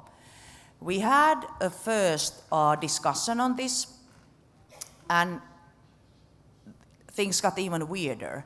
And that's one reminder that when you have a crisis ongoing, it's good to check what you're actually saying in public. So somebody from Kela came out and said that, we have the agreements in place that actually the data is not shared with third parties. And my question is, when you're looking at this chart, and this is like actually technical analysis, where it goes. And now if we are looking at that and saying that I'm not sharing the data with third parties, that just doesn't make sense. Then somebody was saying that, well, maybe they were so lucky that they actually got changes in standard Google and YouTube terms and conditions. I have my doubts. I know there's a very, very small and very exclusive club who has managed to make any changes. They typically reserve extremely wide rights to use that data in any way they want. Then there's a geographical scope. So this is where the data transfers were in this one use case analysis. So you can see there was a lot of 8 cases, they actually go to USA. And I don't know what they have in place. I mean, of course they could say you have a privacy shield, but when you're talking about the sensitive data, because that's what they really have, I'm afraid that they need to do a lot of work. And here's one other thing, what I say, what is crucial is time for you. And what is one principle under the GDPR is privacy by design. Once when you start planning the service, you have time and money. If you are one day from launching it to public, and now you notice something, you don't have time and you don't have money to fix it. It's much more expensive to fix it then. But if early on you are planning your service, you take this into account, and you will actually draw this picture, I think you are much better off. So I wanted to make a few remarks to that data flow chart. Actually, that doesn't include even everything, because it would have been it would be impossible to read. So something has been taken off from those data flows. So that was a simplified version. There are a lot of natural persons, all the employees of Google and the Google employees and all the subcontractors who actually saw that data as well. Then it's totally unclear where the data further travels from those networks. It doesn't stop in that map. There are a lot of additional companies doing maintenance and support. That is sometimes overlooked, also both in public and private sector. You have your service provider and you are all happy, but somebody else does the fixing of errors and updates. And if that somebody else is in yet another third country, you are actually having your data transfer for that third country. And you need to be very strict. This is the weakest link theory. The entire chain, if there's one thing that leaks, all the data will leak out of that point, no matter in how fantastic condition otherwise the service is. And then we had the discussion that how could you possibly solve this? Some people said, oh, you can go to your settings and maybe block something. There is, by the way, no kind of consent, because this was offered as an additional lovely service for the citizens. Even if you have the most modern version in your browser, it doesn't let you block all the data flows, because then the service doesn't work. If nothing moves there, then there's no service. Because cookies, by the way, is just one way to collect. And on a mobile device, there are no such things. I worked for Nokia a long time, and it was quite frustrating to discuss with authorities, because they were all said, oh, and then the cookies. And I said, there's no cookies on mobile phone. And they said, what? I said, well, there's plenty of other technologies to track you, but not cookies. So that is always a bit misleading. So here, by the way, in this specific scenario, there were a lot of other things happening. So now I'm sorry that I've been so horribly somber and dark, but I just wanted to bring this out as a kind of an extreme nightmare scenario so that nobody else would do it again. It's okay to make mistakes, but if you do the same mistake twice, then you are stupid. So let's all stay away from that road. So, what then should be checked? Like I said, that I would warmly recommend anyone, before you start even planning the service, build that at least theoretical data flow. Where would it actually go? And here's the thing, that organization, like I said, you have your own job and you have your requirements, you have your supervisors breathing to your neck.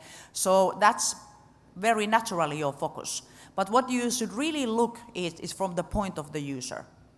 The moment Lena takes that device and accesses, let's say, your ministry website, what is actually being collected from my device and from me?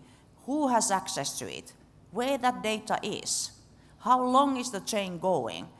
Because it's better that you know it first, and you don't have to start frantically finding out because somebody asks and you have no clue. And then very often I see that only part of the services are being evaluated, because you think that your service is, let's say, it's an actual thing where you fill in like your family information, and you forget, like in this case, you forget these like marketing places if they have a connection to your service.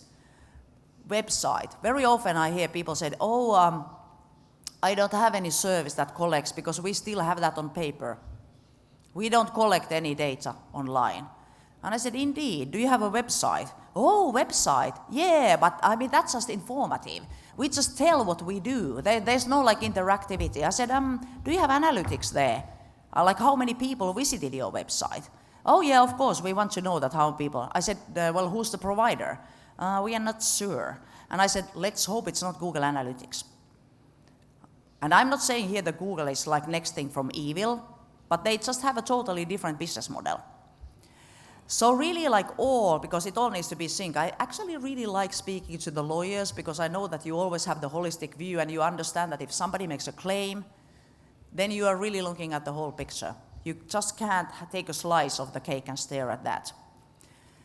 So I think really the marketing gang is sometimes the hardest to control. They have all kind of wild ideas how they're going to market you things, and they think that you are just like blocking their brilliant daily thinking. And then really, where is the data? Where are those servers? And like I said, those maintenance and support people, they may be located elsewhere.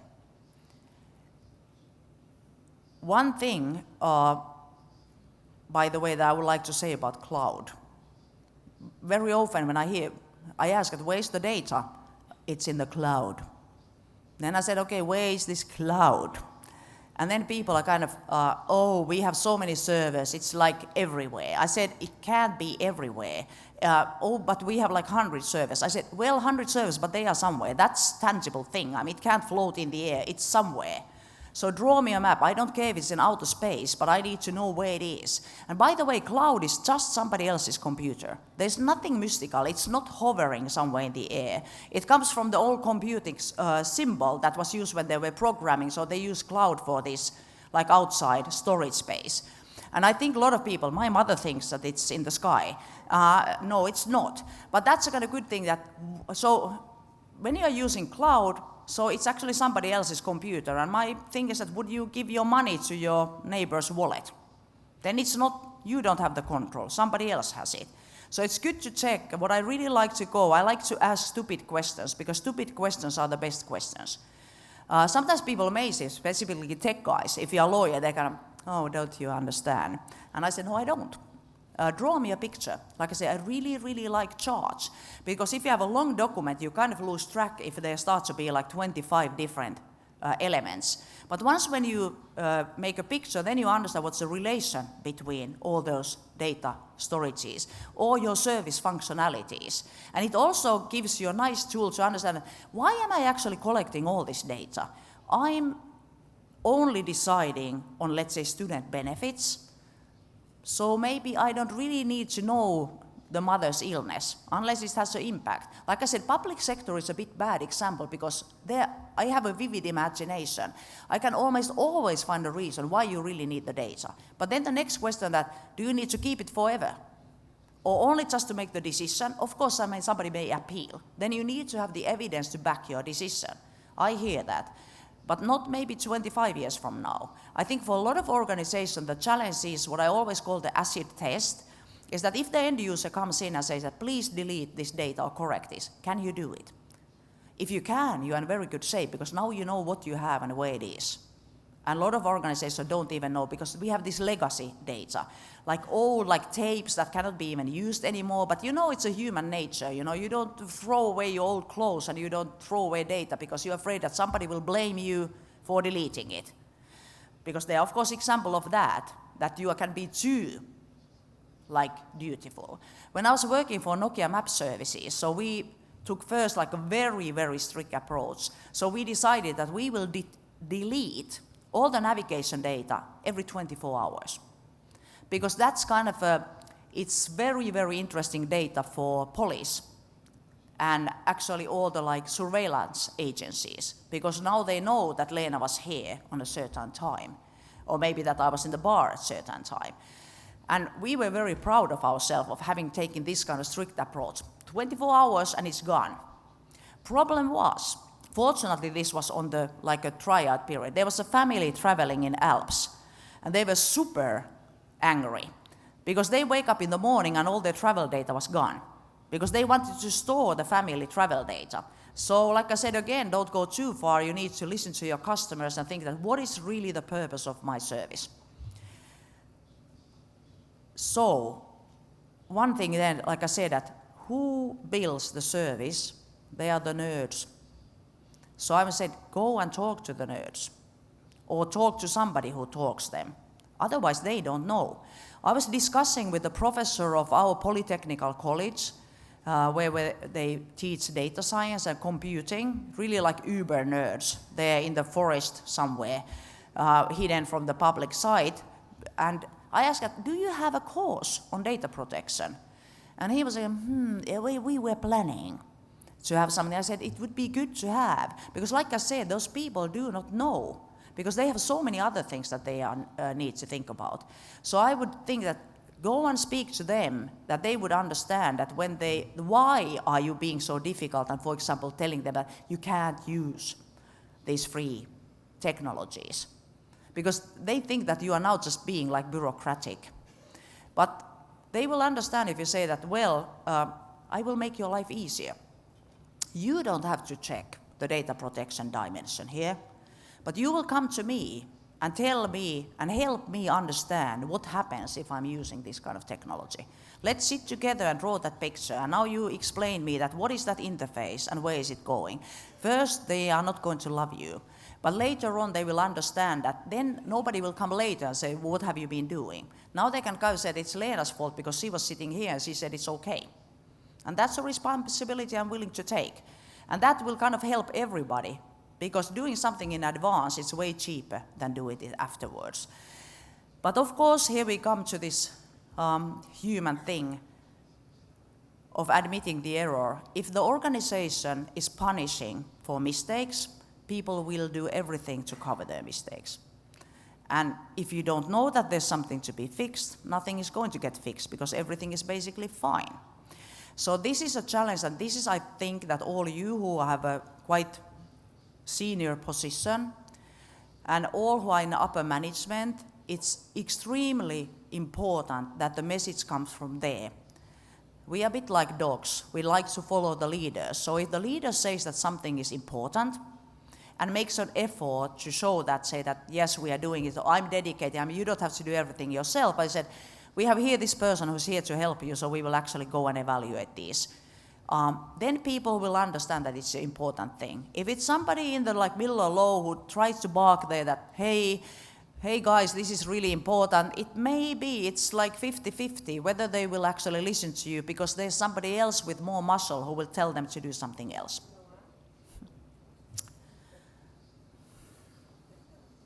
So I think that was it. I would be happy to take some questions if anybody has. Thank you.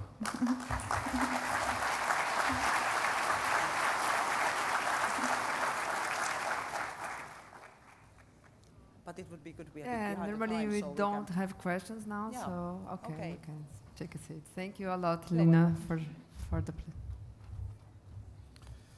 Agradecemos a presença da senhora Lina e, nesse momento, nós convidamos as senhoras Raymond Beclien e Ingrid Maxiviene para proferirem a palestra Sendo um DPO, Oficial de Proteção de Dados no Setor Público, ponto de vista lituano. Nosso agradecimento através de uma salva de palmas. Raimonda e Ingrid são responsáveis pela proteção de dados do Centro de Negócios Agrícolas e Informações Empresariais na Lituânia.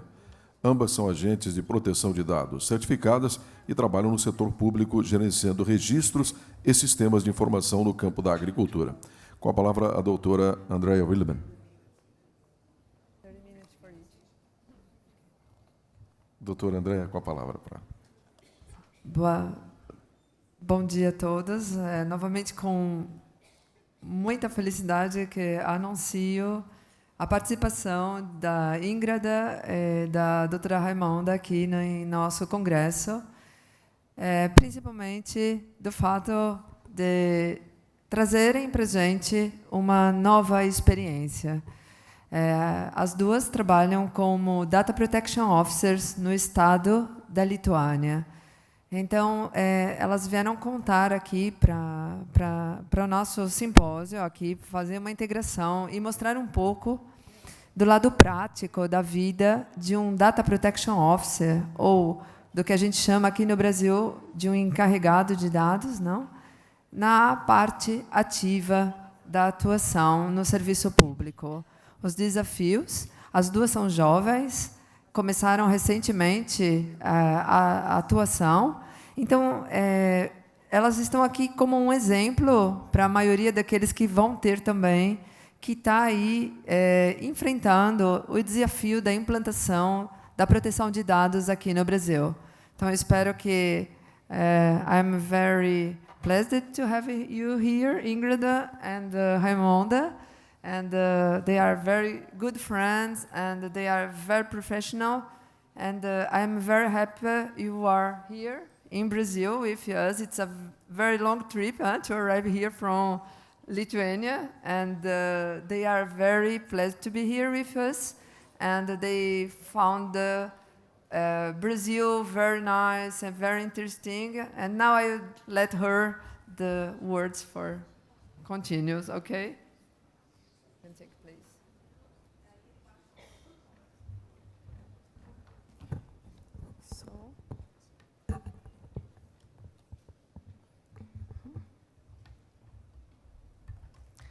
So, hello everybody. We are very happy being here with all of you and having such an extraordinary opportunity to participate in such wonderful international conference. So thank you for this opportunity. So me and my colleague will try to introduce you all briefly to the new regulation in up-to-date life called Data Protection Officer, according to new European Union Data Protection Regulation, GDPR. So the title of our topic is Being a DPO in the Public Sector, Lithuanian Point of View. So as you can see from the title, today we are going to talk not only about fundamentals of this new regulation, but also we'll try to share our personal experience performing our tasks as a DPO within public sector, and also we will talk about the situation in Lithuania. But maybe we should start. How to? Does it work? Maybe we should start from very short introductions of ourselves. So I am Raimonda Pečiulienė, and my colleague is Ingrida Mitkevičienė. We are from very, very small country in the north of Europe, near very cold Baltic Sea. So we are from Vilnius, from the capital of Lithuania, as you can see in the slide. So we work as a DPO in the company of public sector, which is subordinate to the Lithuanian Ministry of Agriculture. And in our company work more than 200 people, and we manage 16 registers and information system of national level. And in other words, we work in the field of agriculture, and we process very broad amount of farmers' personal data of all Lithuania. And now let's start to talk about our topic. So, Data Protection Officer, DPO, what do you need to know? The notion and the meaning of a DPO. So in the GDPR, there is no definition of this position, but I will try to tell the main features characterizing this new position. So it's not a new concept, and the concept of a DPO came from the directive of European Parliament and the Council in 1995. Although this directive didn't require any organization to appoint a DPO, it wasn't mandatory, but the practice of appointing a DPO has nevertheless developed in several member states, for example, in Germany, France, Croatia, and so on. But according to the GDPR, from 25 of May in 2018, this requirement, designation of DPO, became mandatory for certain controls and processes for the first time at European level.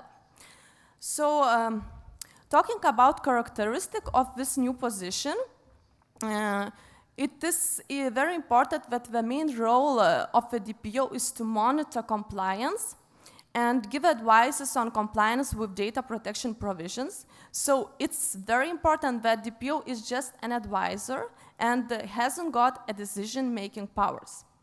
It is also very important to mention that DPO also performs a role of intermediary between data subjects, the supervisory authority, and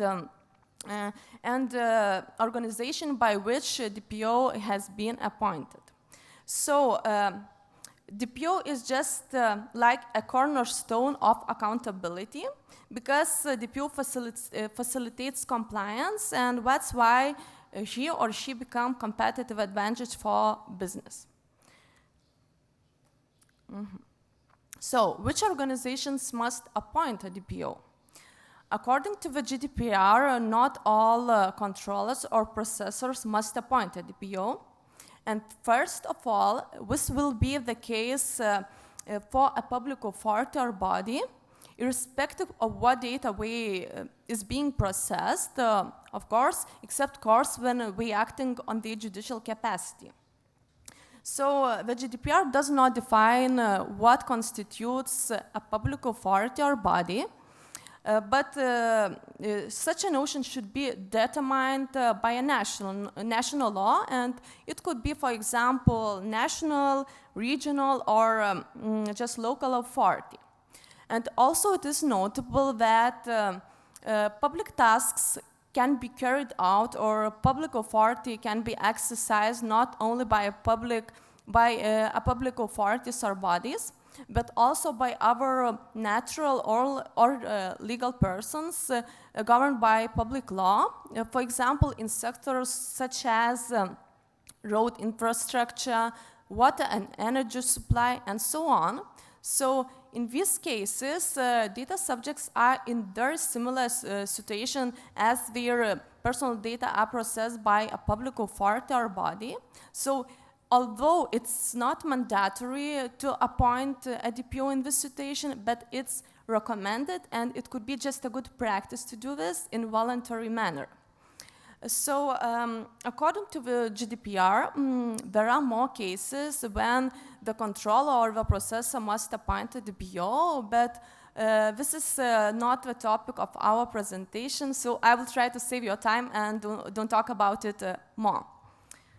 So to sum up the slide, it doesn't matter if you are controller or processor, irrespective of what data is being processed, of course, but if you are a public authority or body, you must appoint a DPO, except, of course, courts when they acting in the judicial capacity. So what kind of a subject could be appointed as a DPO? So first of all, DPO can be a staff member of the controller or the processor. So I can call it internal DPO, but it's not the only one option. DPO's functions can be performed also by external service provider on the basis of a service contract. So talking about external service provider, DPO's tasks can be carried out by an individual or by an organization. And if it is the case, and if a DPO is an organization, it is very important that each member of this external service provider can be applicable to fulfill all requirements of a GDPR. Also, for the sake of legal clarity and to prevent conflicts of interest, it is very important that in service contract, we have a clear allocation of tasks and responsibilities between external service provider team. And also it is important to assign a single DPO as a lead contact point and a person in charge of the client. Very important question is, could organizations appoint a DPO jointly? And the answer to this question is yes, because according to the GDPR, a single DPO can be appointed for several public authorities or bodies, but taking account organizational structure and size, it is very important.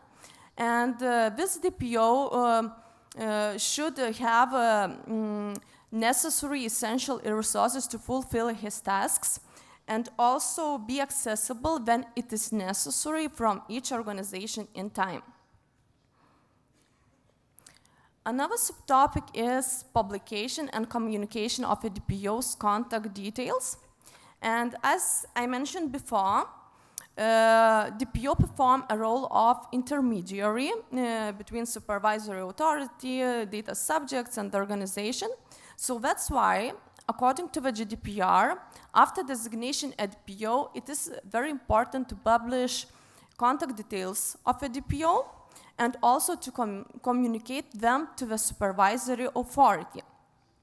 And the objective of these requirements is that data subjects or supervisory authority can easily and directly contact DPO when it is necessary without having to contact another part of an organization. Also, we should raise question what kind of information about a DPO should be revealed, for example, in a website. So it is extremely important that details of a DPO include information which can allow data subjects and the supervisory authority reach DPO in an easy way. And this information could consist, for example, of dedicated telephone number, postal address, email address, and so on. And also other means of communication can be provided, for example, dedicated hotline. And I should mention that according to the GDPR does not require to publish the name and surname of the DPO, for example, in a website. But it is recommended just a good practice to do this if it could help for better communication.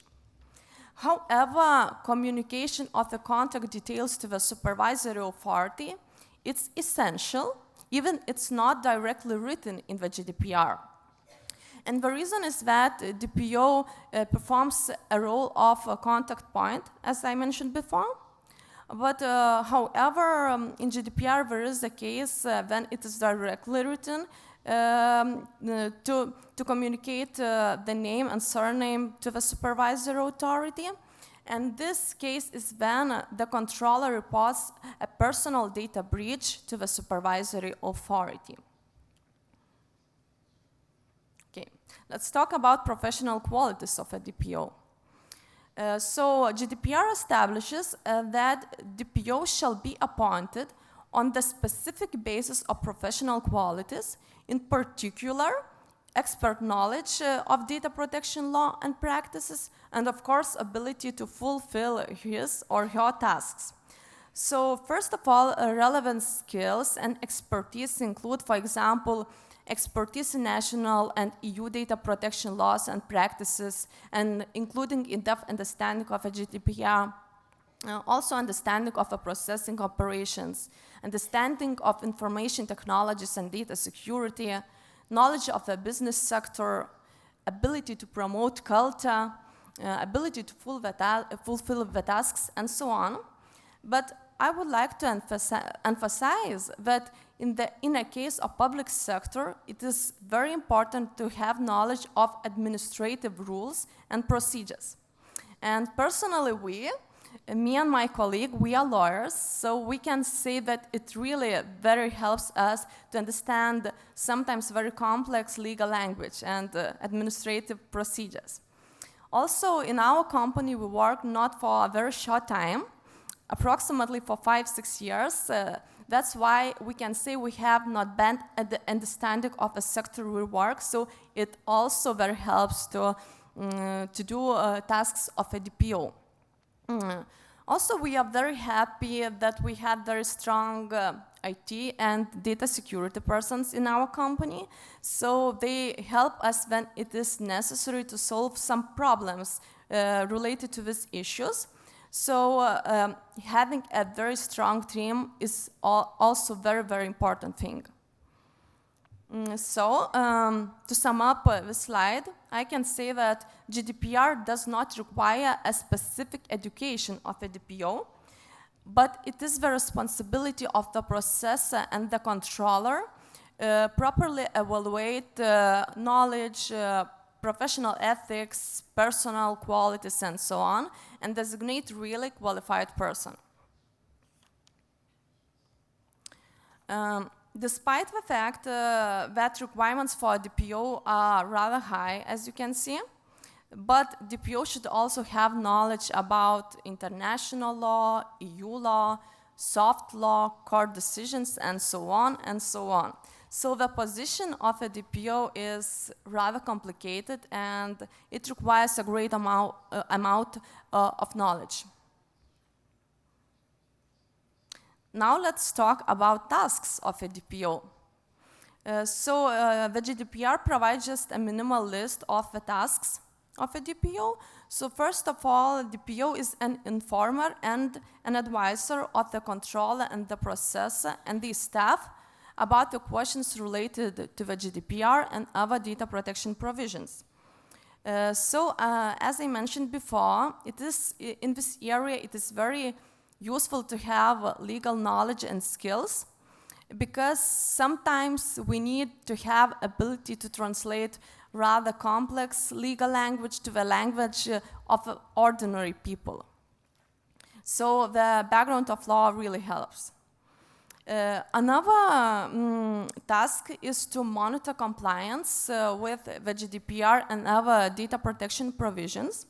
And it means that DPO should collect information to identify processing activities and then analyze and check the compliance of these processing activities, and finally inform, advise, or issue recommendations to the controller and the processor. Another very important task is staff training.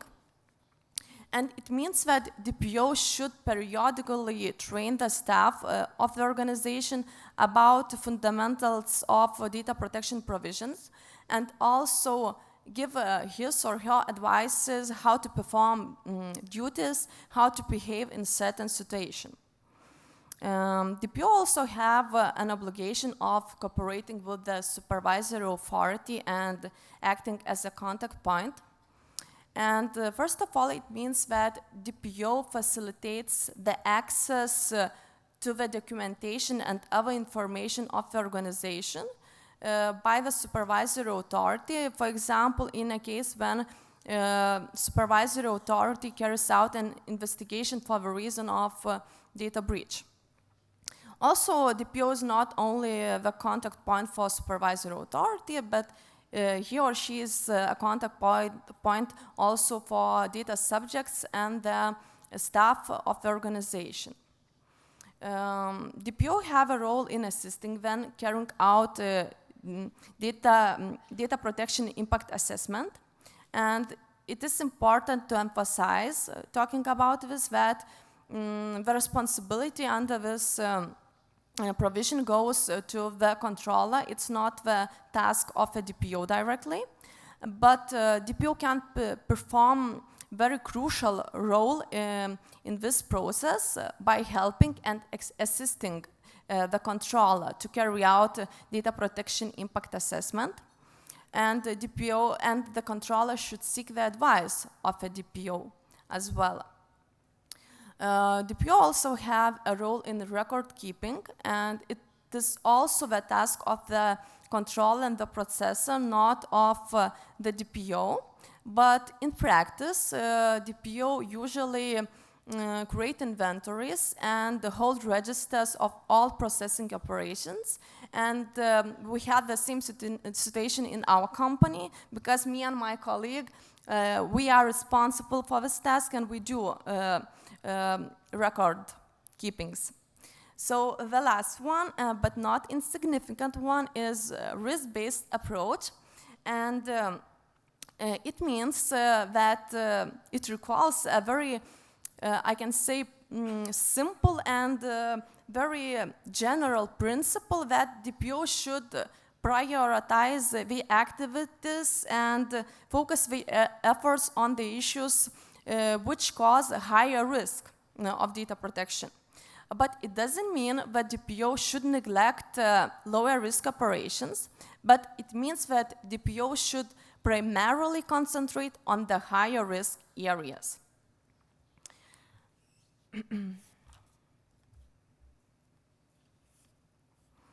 And finally, let's talk about specific aspects of the position of a DPO.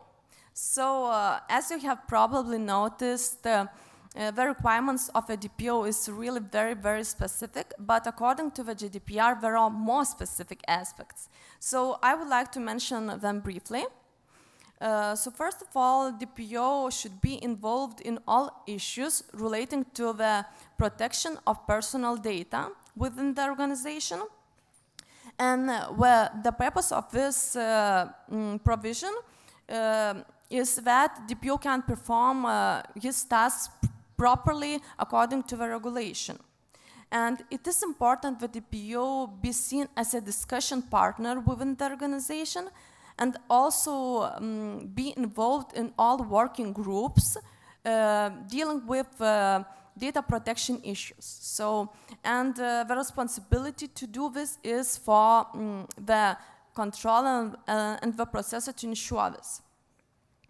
Another important moment is that DPO should perform the duties and tasks in an independent manner. And this means that DPO can't achieve any instructions how to perform his or her tasks, but it doesn't, however, mean that DPO has a decision-making powers, because he or she is just an advisor, as I mentioned before. So DPO can't achieve any instructions, for example, what results should be achieved, whether to consult the supervisory authority or no, how to interpret the law, and so on.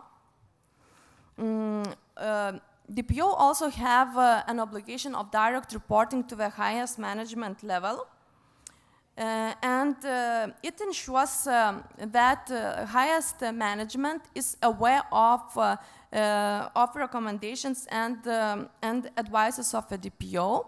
And for example, it could be, a drafting of annual report of DPO's activities to the supervisory authority. Very interesting aspect is of no dismissal or no penalties for performing DPO's tasks. And this aspect also includes aspect of no unfair termination of service contract for performing DPO's tasks. And this aspect means that DPO can't be dismissed or can't be penalized for the reasons for performing his or her tasks. But it doesn't mean that DPO can't be dismissed or penalized for other reasons when performing his tasks.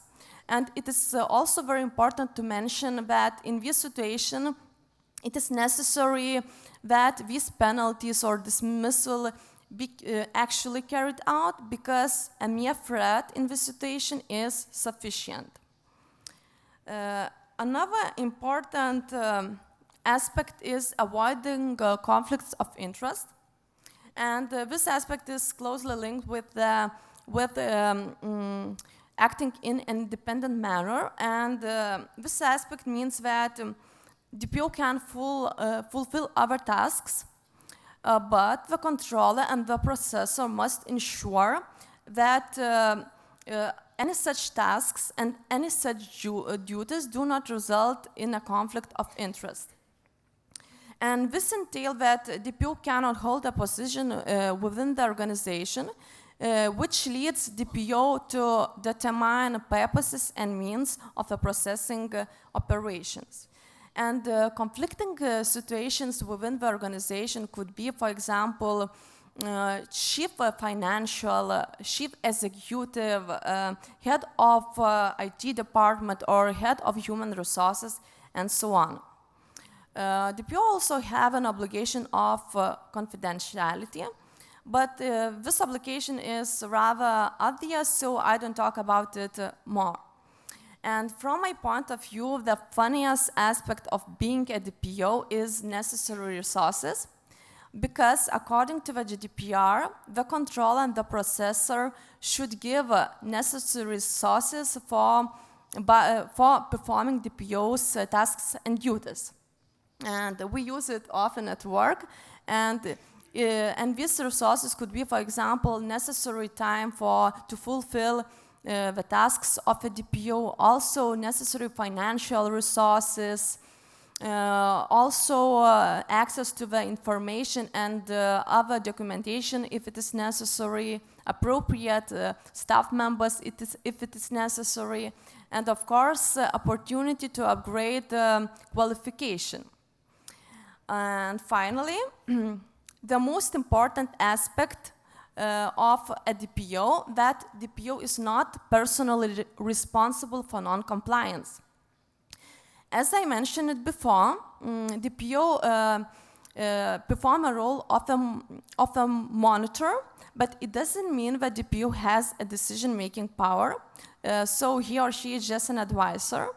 So all responsibility goes to the controller and the processor. The main theoretical aspects of being a DPO within the public sector, according to the GDPR, are reviewed. So now I will pass the word to my colleague, and she will try to speak about more practical aspects and our personal experience. Thank you for your attention.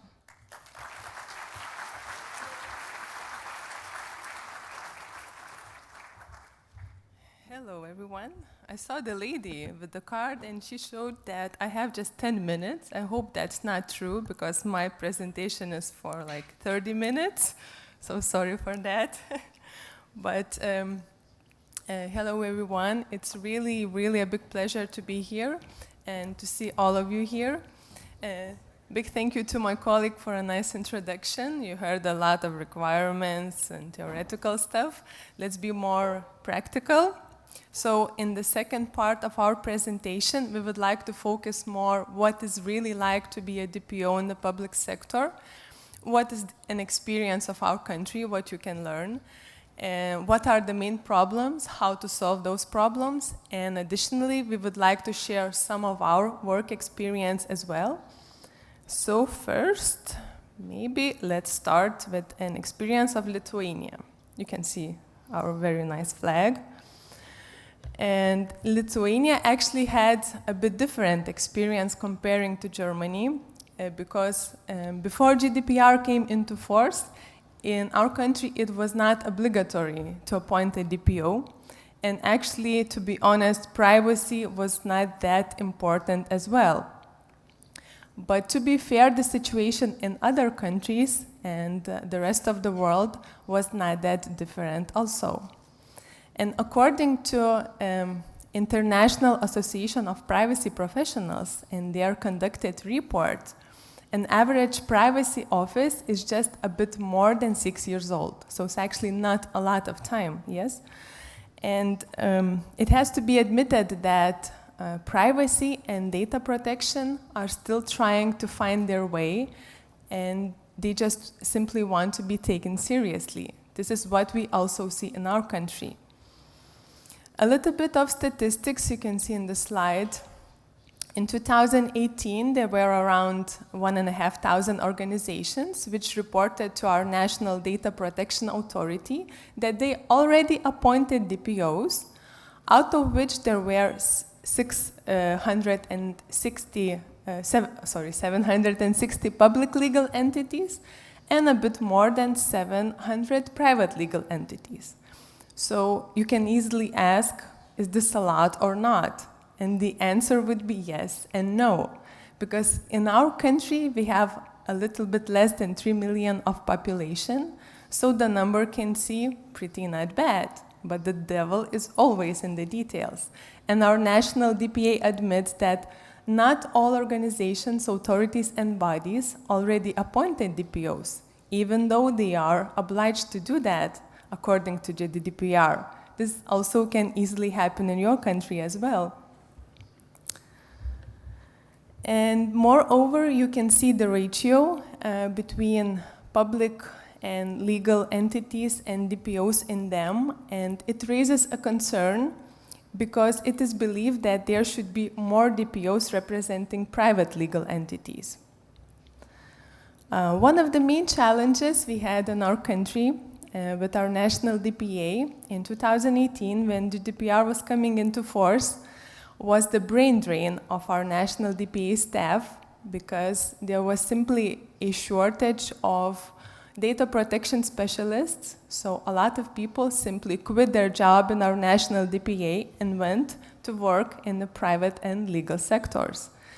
So what our national DPA did, they reviewed their structure, they made necessary changes, but they still admit that they need additional resources. Because right now, there work 32 employees. You can think, okay, that's not bad, but keeping in mind what are the tasks assigned to a DPAs, and keeping in mind that they are entrusted to set the tone on data protection and privacy in the whole country, this number is actually not that high.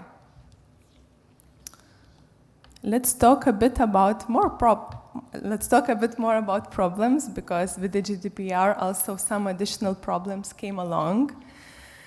And our national DPA named 4 main problems that we have to deal in our public sector when we are talking about GDPR and DPOs.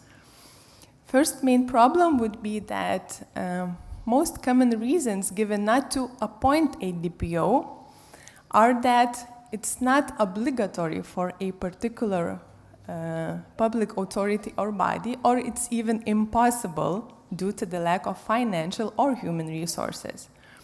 So GDPR does not actually constitute what is a public authority or body.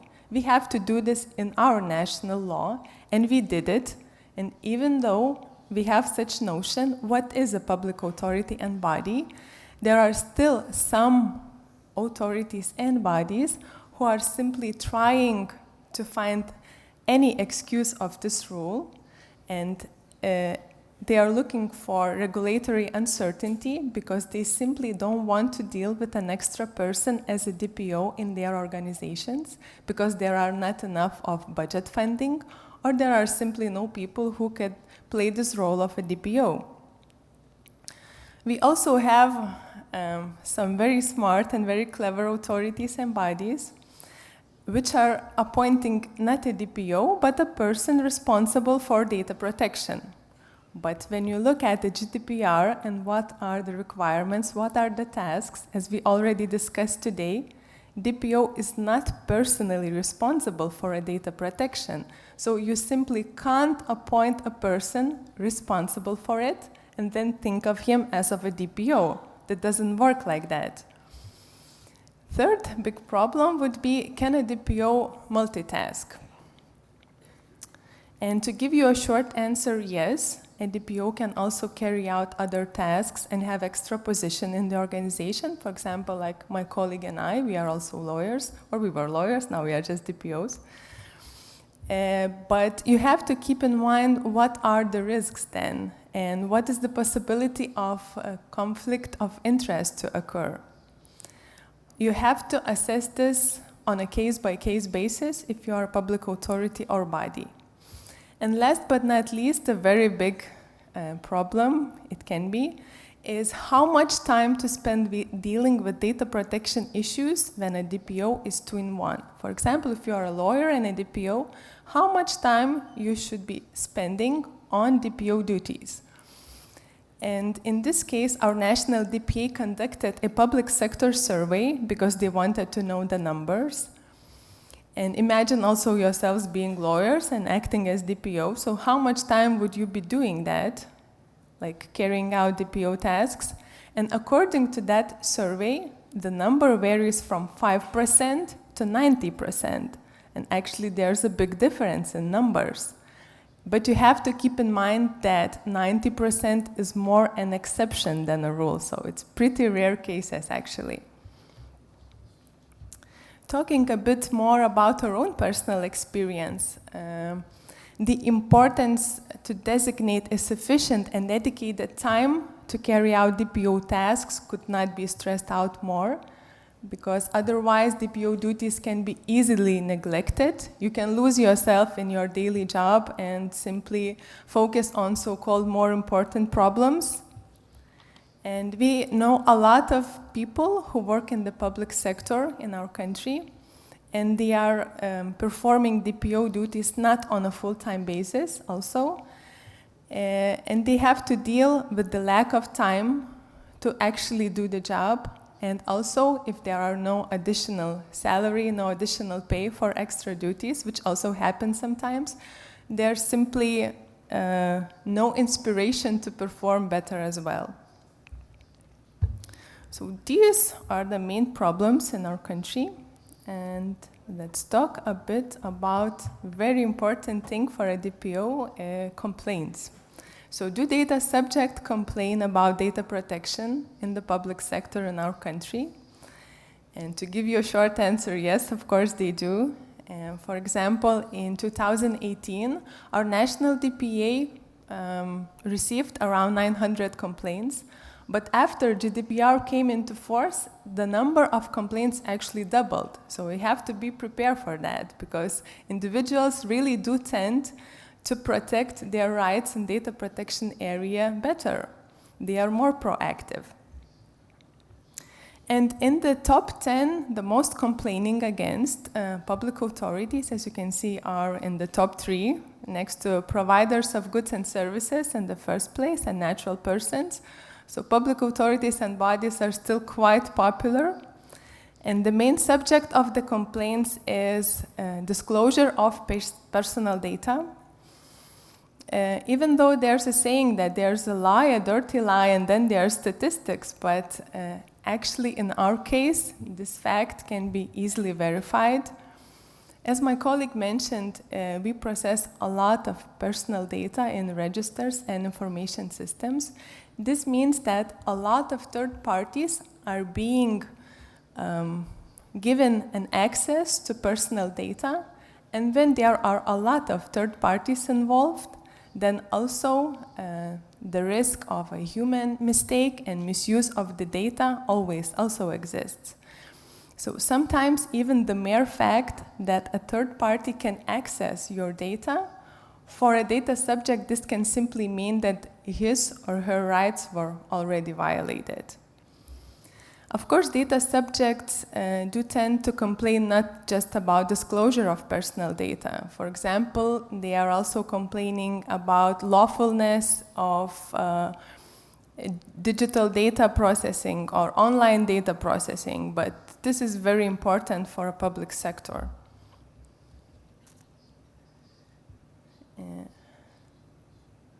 Okay, going further. If you're a DPO, it can be very nerve-wracking if you have to deal with Data Protection Authority investigations. So it's very important to know what can cause an investigation, because you have to always keep an eye on such things. And first thing that can trigger an investigation is complaints. As we already discussed, it's probably not a surprise if you are a public authority or body and the number of complaints is increasing, and then the copy of such complaints is being sent to a DPA, and the number of such complaints is increasing over a specific period of time. This, of course, can be seen as a red flag signal by a DPA. And a DPA then can simply decide to start looking over what is happening in such organizations, because maybe legal requirements are not being properly met. Next issue can be data breaches. This means that when a DPA becomes aware of a personal data breach, it can simply decide to start and carry out an investigation. Third thing, information revealed or noticed by third parties. This simply means that not only every subject can notify a DPA about a particular problem or an issue, but also a DPA can find out itself about a particular problem if, for example, media is extensively discussing a particular issue. And last but not least, scheduled investigations. So what we have in our country, our national DPA every year announces the annual plan for scheduled investigations. This means that all businesses, authorities, bodies, they can get familiar and they can prepare in advance, of course, if it's possible. For example, this year our national DPA is focusing on public authorities and bodies and whether they have their data processing agreements in place and whether these data processing agreements meet the requirements of the GDPR. And if you are a data protection officer, you always have to be aware of these scheduled investigations because this annual plan can be changed at any time. Okay, let's go a bit further and talk more about our own personal experience and what kind of challenges we faced and overcame, because we believe that many of those aspects can also be relevant to your authorities and bodies when you will be deciding on what to appoint as a DPO. And the first question that comes in mind is whether you should appoint an internal DPO or outsource it. This is probably really the first question that every business and authority faces when they are in need to appoint a DPO. Our enterprise also raised this question. And in order to answer it, some other questions arises. For example, do I already have an existing employee with sufficient knowledge on data protection? And how about his or her experience in this area? How about the workload? How about the possibility of interest of conflict to occur? If I will outsource a DPO, will he or she be able to get a deep and good understanding of all my activities and do this in a very fast way? How about the cost in both scenarios? And so on and so forth. What probably helped the most in our case, in our company, to come up with the decision not outsourcing DPOs, but to appoint internal DPOs, was the knowledge and experience, my colleague and I don't want to brag, but we already knew internal activities pretty well, and it was actually, this decision was kind of cost-friendly comparing to outsourcing the services in our country. Logical question can be why 2 DPOs instead of just 1, like in our case? And the answer could be very easy, interchangeability. Because, for example, if one person is on vacation or is sick, you always have another person you can count on to carry out all the necessary tasks.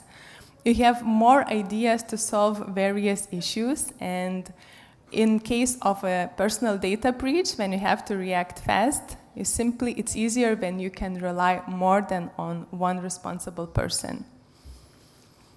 2-in-1, a lawyer and a DPO, as you know, it's possible. Of course, we are an example of that. But what is there to know? A lot of experts express their opinion that a lawyer is better for a DPO than an IT person and as DPO. But of course, there are many opinions on that.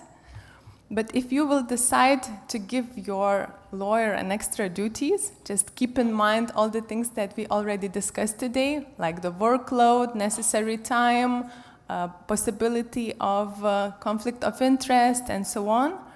But actually, a person with a legal education background can do the trick. Close working relations and communication with the top management. It's a pretty important one because data protection at first in many organizations is being agreed as lean, and this means that it gets a lot of resistance from employees, so you always have to have top management on your side as a DPO, otherwise it's very hard to work. Maintaining expert knowledge, this is probably what we are also doing right now, because I have to keep it short. I will go further and talk a bit more about staff training. This is very important. You can see in the picture kind of a bit of funny booklet that my colleague and I created.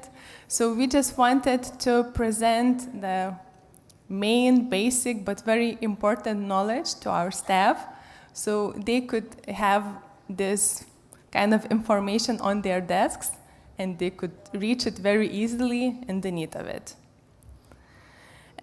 Our company is also right now launching a training platform where we hope to present additional information for our employees and also to our management.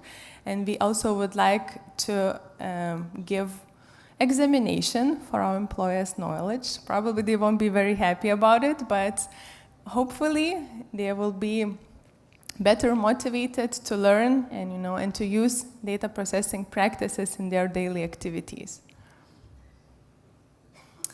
And last but not least, in Lithuania we have this thing called Lithuanian Data Protection Officers Association.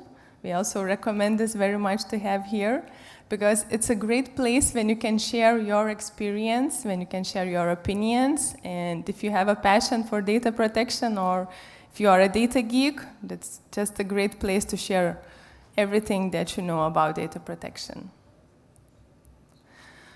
And finally, we would like to discuss a bit more the mentality of a DPO. This means Should a DPO be suspicious, formal, you know, like grumpy guy in the first picture, on this very brave, know-it-all person, not afraid of any upcoming challenges? I know that Cosimo really likes this second photo and uses in his slides. So what kind of mentality DPO should have, and what kind of attitude and approach? Because this is also important in daily job. We made a list of the main qualities, like a strong position, open-minded, ability to cope with pressure, ability to translate laws to human language, a proactive approach, and also document your advices.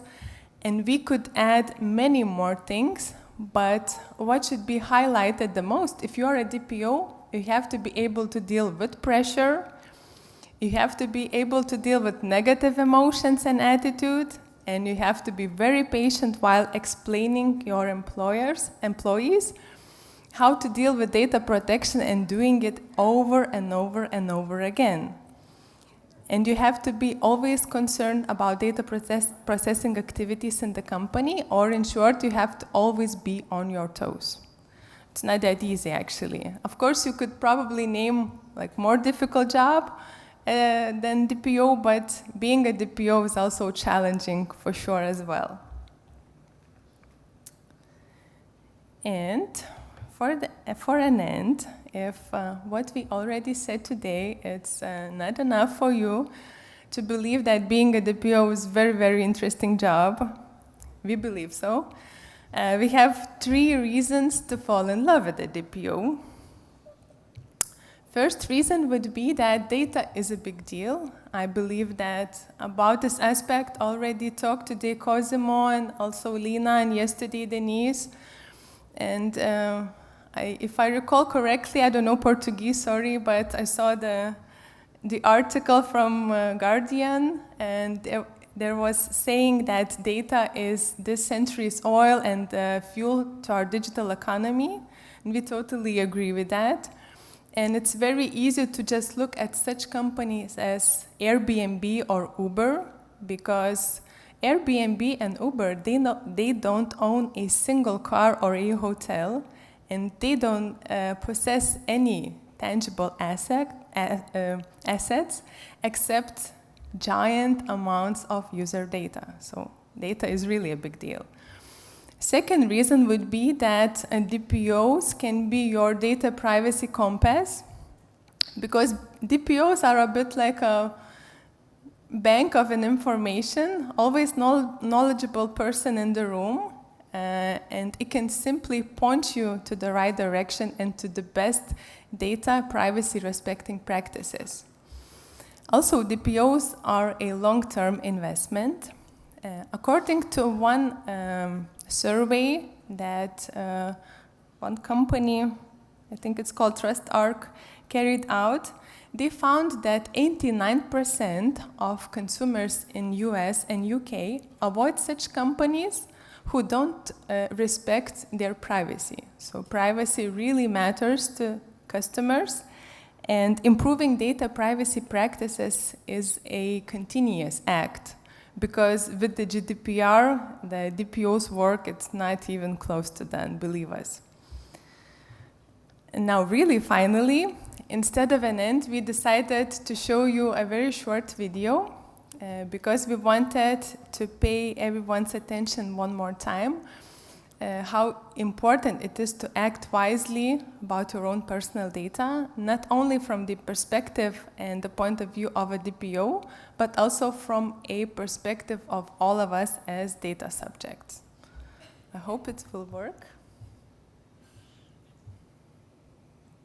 Nehmen Sie Platz. Danke. Nee, meine Unterlagen. Wo bist du rein?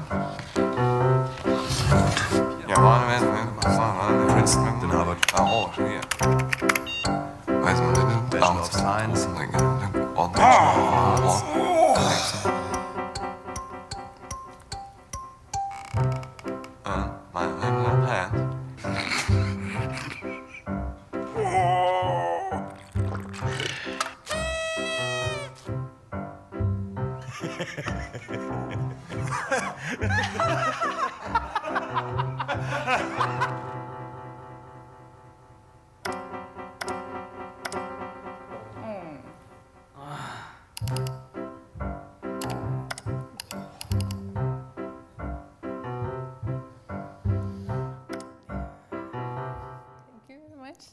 Thank you for your attention. It's really a big pleasure to be here and enjoy the rest of the panel.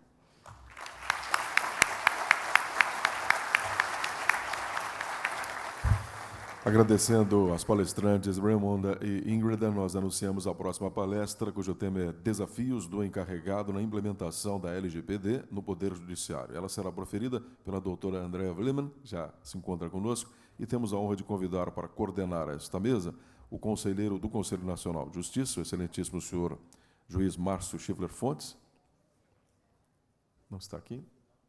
Ali, por favor, obrigado a presença, uma salva de palmas. E também convidamos o desembargador Rubens Rio para integrar a mesa.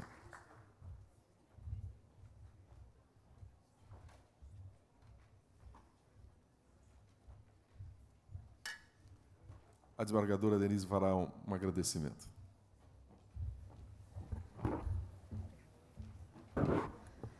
Gostaria de agradecer imensamente ao Dr. Márcio Schiffler por ter aceitado esse convite e estar aqui hoje presente também entre nós, já que seu trabalho junto ao CNJ é um trabalho pioneiro e importantíssimo para o nosso Estado e para o país.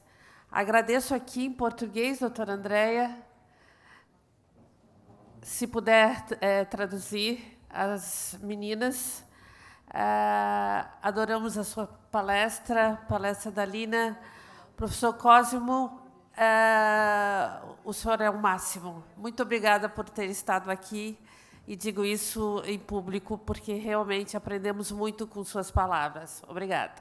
Passo a palavra agora à doutora Andrea. Obrigada. Só me permita ler o seu currículo, uma deferência muito especial, doutora. Andrea Vleeman é Data Protection Officer, certificada pela Comunidade Europeia com 20 anos de experiência, advogada europeia e brasileira, pesquisadora da Maastricht University, na Holanda, pelo Instituto de Data Protection e Cybersecurity.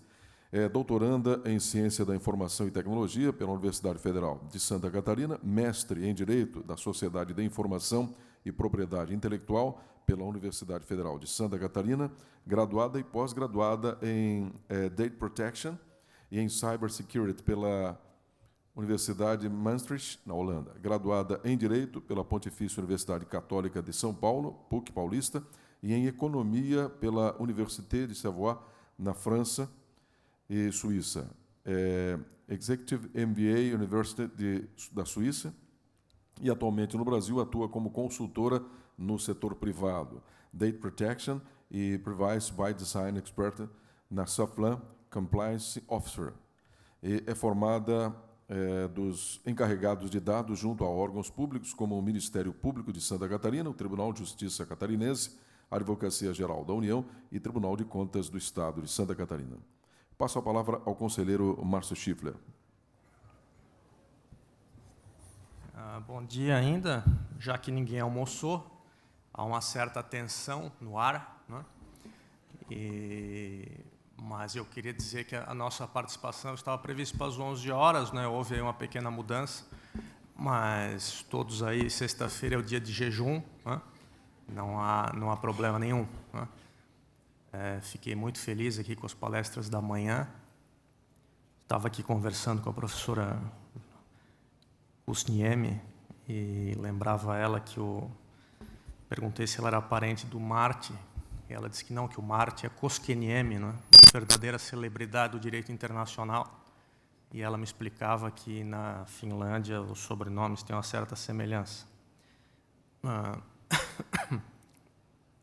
To our international participants, I just want to thank you all and to remark that I was only eager to hear something about this new French law which banned judge analytics, but I don't know, perhaps we could hear something about that during our lunch time. So thank you once more. A doutora Andréia é uma grande parceira do Conselho Nacional de Justiça, né? E vem já de algum tempo colaborando com os esforços que o Conselho tem desempenhado.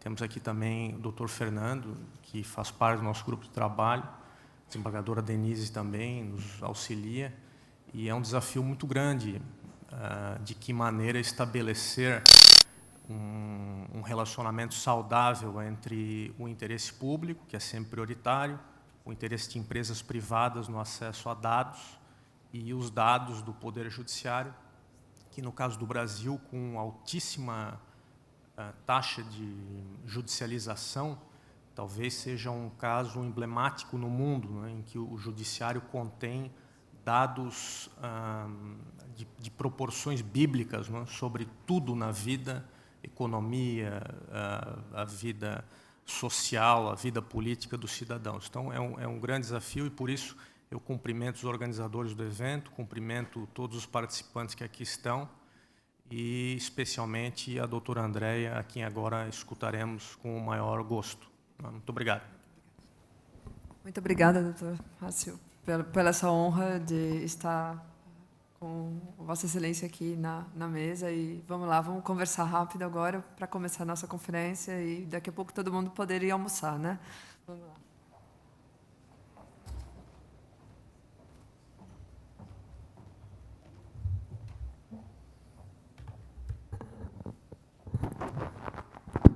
Então, bom dia a todos ainda.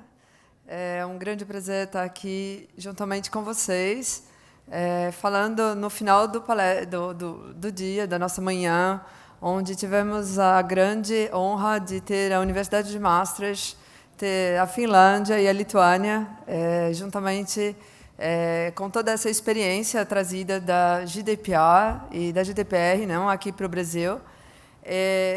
Foi-me incumbida um difícil fim de painel, não? Visto a hora, já estamos aí no horário do almoço, não?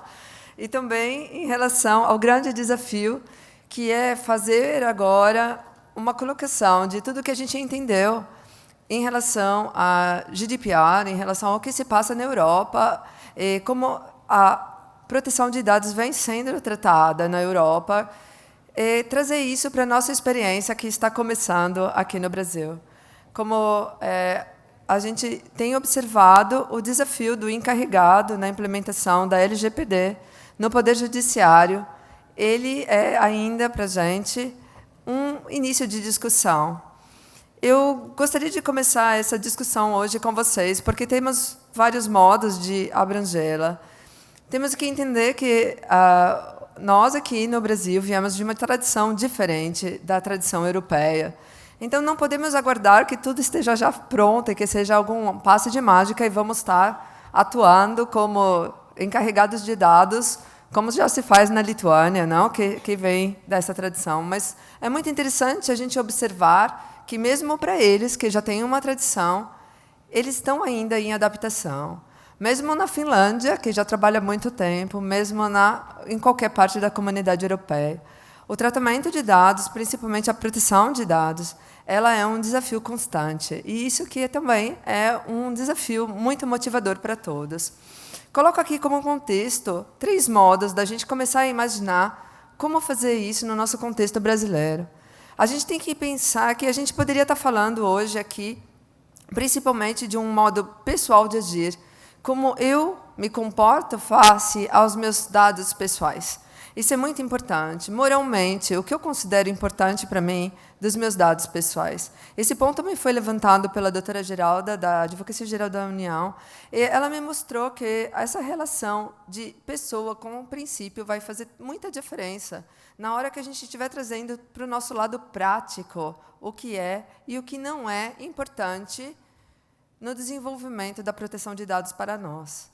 Um outro ponto que é muito importante a gente pensar é do modo social de agir com relação à ética, ao coletivo dos nossos dados pessoais. Em que momento, de qual forma, eu vou interagir os meus dados pessoais com a minha coletividade? Qual a ética eu estarei aplicando a essa transação? Esse é um segundo pensamento também muito importante que temos que estar conscientizando-nos. E, por fim, a gente tem um modo legal de trabalhar e de agir, o modo social, que traz, de uma certa forma, com a força da lei, não, essa exigência de adaptação. A gente, querendo ou não, a gente vai ter que rever a ética, vamos ter que rever nossa moral e vamos ter que ajustar tudo isso a um novo mundo da proteção de dados. Então, é nesse contexto que a gente começa a falar. Temos aqui a origem da proteção de dados, brincando, né? Só para vocês darem um pouco de risada e não ficarem com muita fome. Ajuda um pouco, parece, rir. Né? Então, da onde vem, né? Quais são a origem desses dados?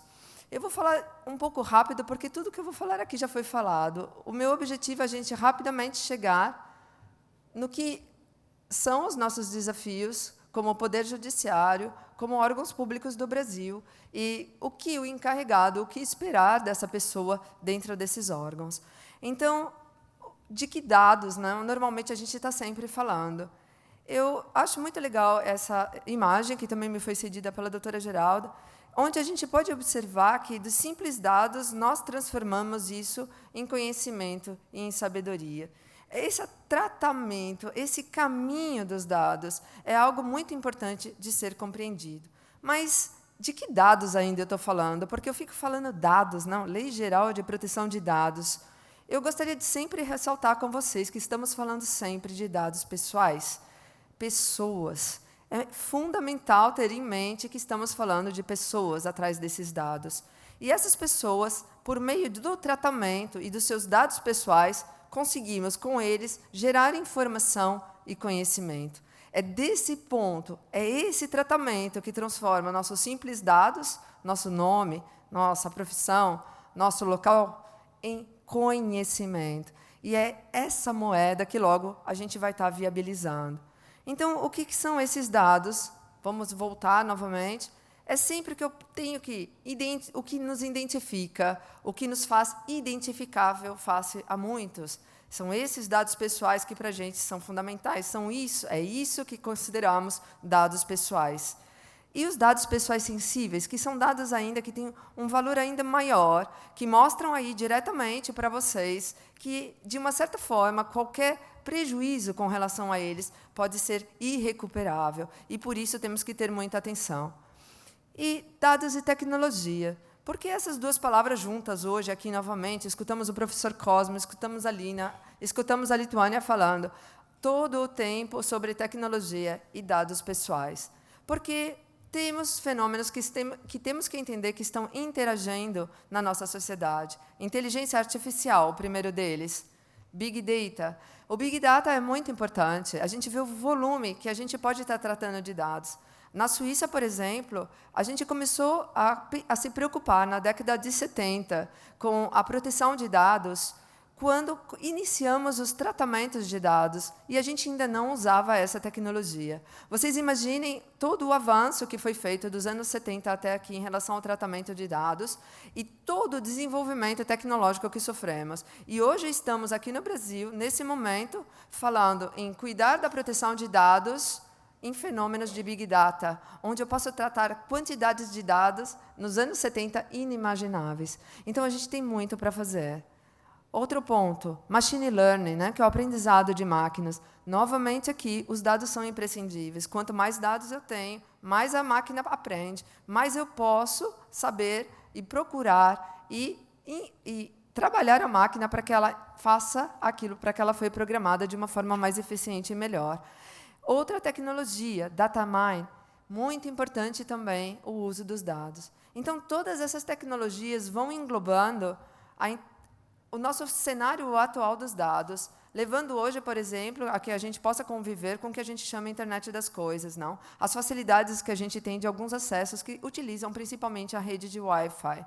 Aqui é muito importante a gente observar que todas essas tecnologias juntas fazem com que os dados pessoais passem a modificar e muito a nossa atuação e a influenciar de uma forma praticamente invisível o tratamento.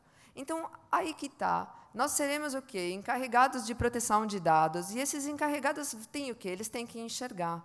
Enxergar, principalmente, essa invisibilidade do tratamento que ocorre dentro das tecnologias, para que, assim, possamos atuar em defesa e proteção dos dados pessoais individuais. Por quê? O que acontece quando a gente não tem essa visão transparente, né, que é transparente na realidade, mas que é uma visão que foge ao nosso conhecimento. Então, acontece o quê? Acontece o que a gente pode dizer controle, vigilância. E isso tudo numa economia de mercado, onde o dado, como mostrou bem ontem para a gente, a desembargadora Denise, é a nova moeda. Então, nessa atuação, como faço hoje para governar? Como faço para organizar? Para que o governo ou o mercado, sejam eles quais forem, não causem danos ou vão além daquilo que é permitido para o uso de dados pessoais. Nessa realidade, a gente tem que entender a nossa configuração do brasileiro. Nós, aqui no Brasil, até o presente momento, vivemos uma experiência ou uma tradição em liberdade de expressão. A gente está começando a conhecer a proteção de dados, que é um fenômeno que vem da Europa para nós, que nos traz modificações grandes, com uma lei transversal, que passa de um local para outro de forma muito rápida e muito ampla, afetando totalmente a nossa Constituição. Não digo Constituição Federal, digo a Constituição dos nossos órgãos, dos nossos sistemas, e também a Constituição dos nossos processos dentro das instituições do governo ou das empresas. E é esse fenômeno que temos que estar atento, porque teremos sempre que estar fazendo um balanceamento entre aquilo que é princípio de proteção de dados, onde eu vou ter que modificar algo em relação a quê? Em relação ao mercado, em relação à liberdade de expressão, em relação ao próprio Estado, que pode, em alguns momentos, como Estado de Direito que é, usar de sua autoridade para fazer a nossa segurança, por exemplo. Então, todos esses momentos, a gente vai ter que estar entendendo que temos um princípio, sim, ele é muito forte, mas ele não é sempre absoluto. Ele vai ter que estar sempre sendo medido e adaptado para situações, até chegar num grau que nós possamos, de forma maior e mais ampla, estar trabalhando livremente dentro dele e de sua implantação.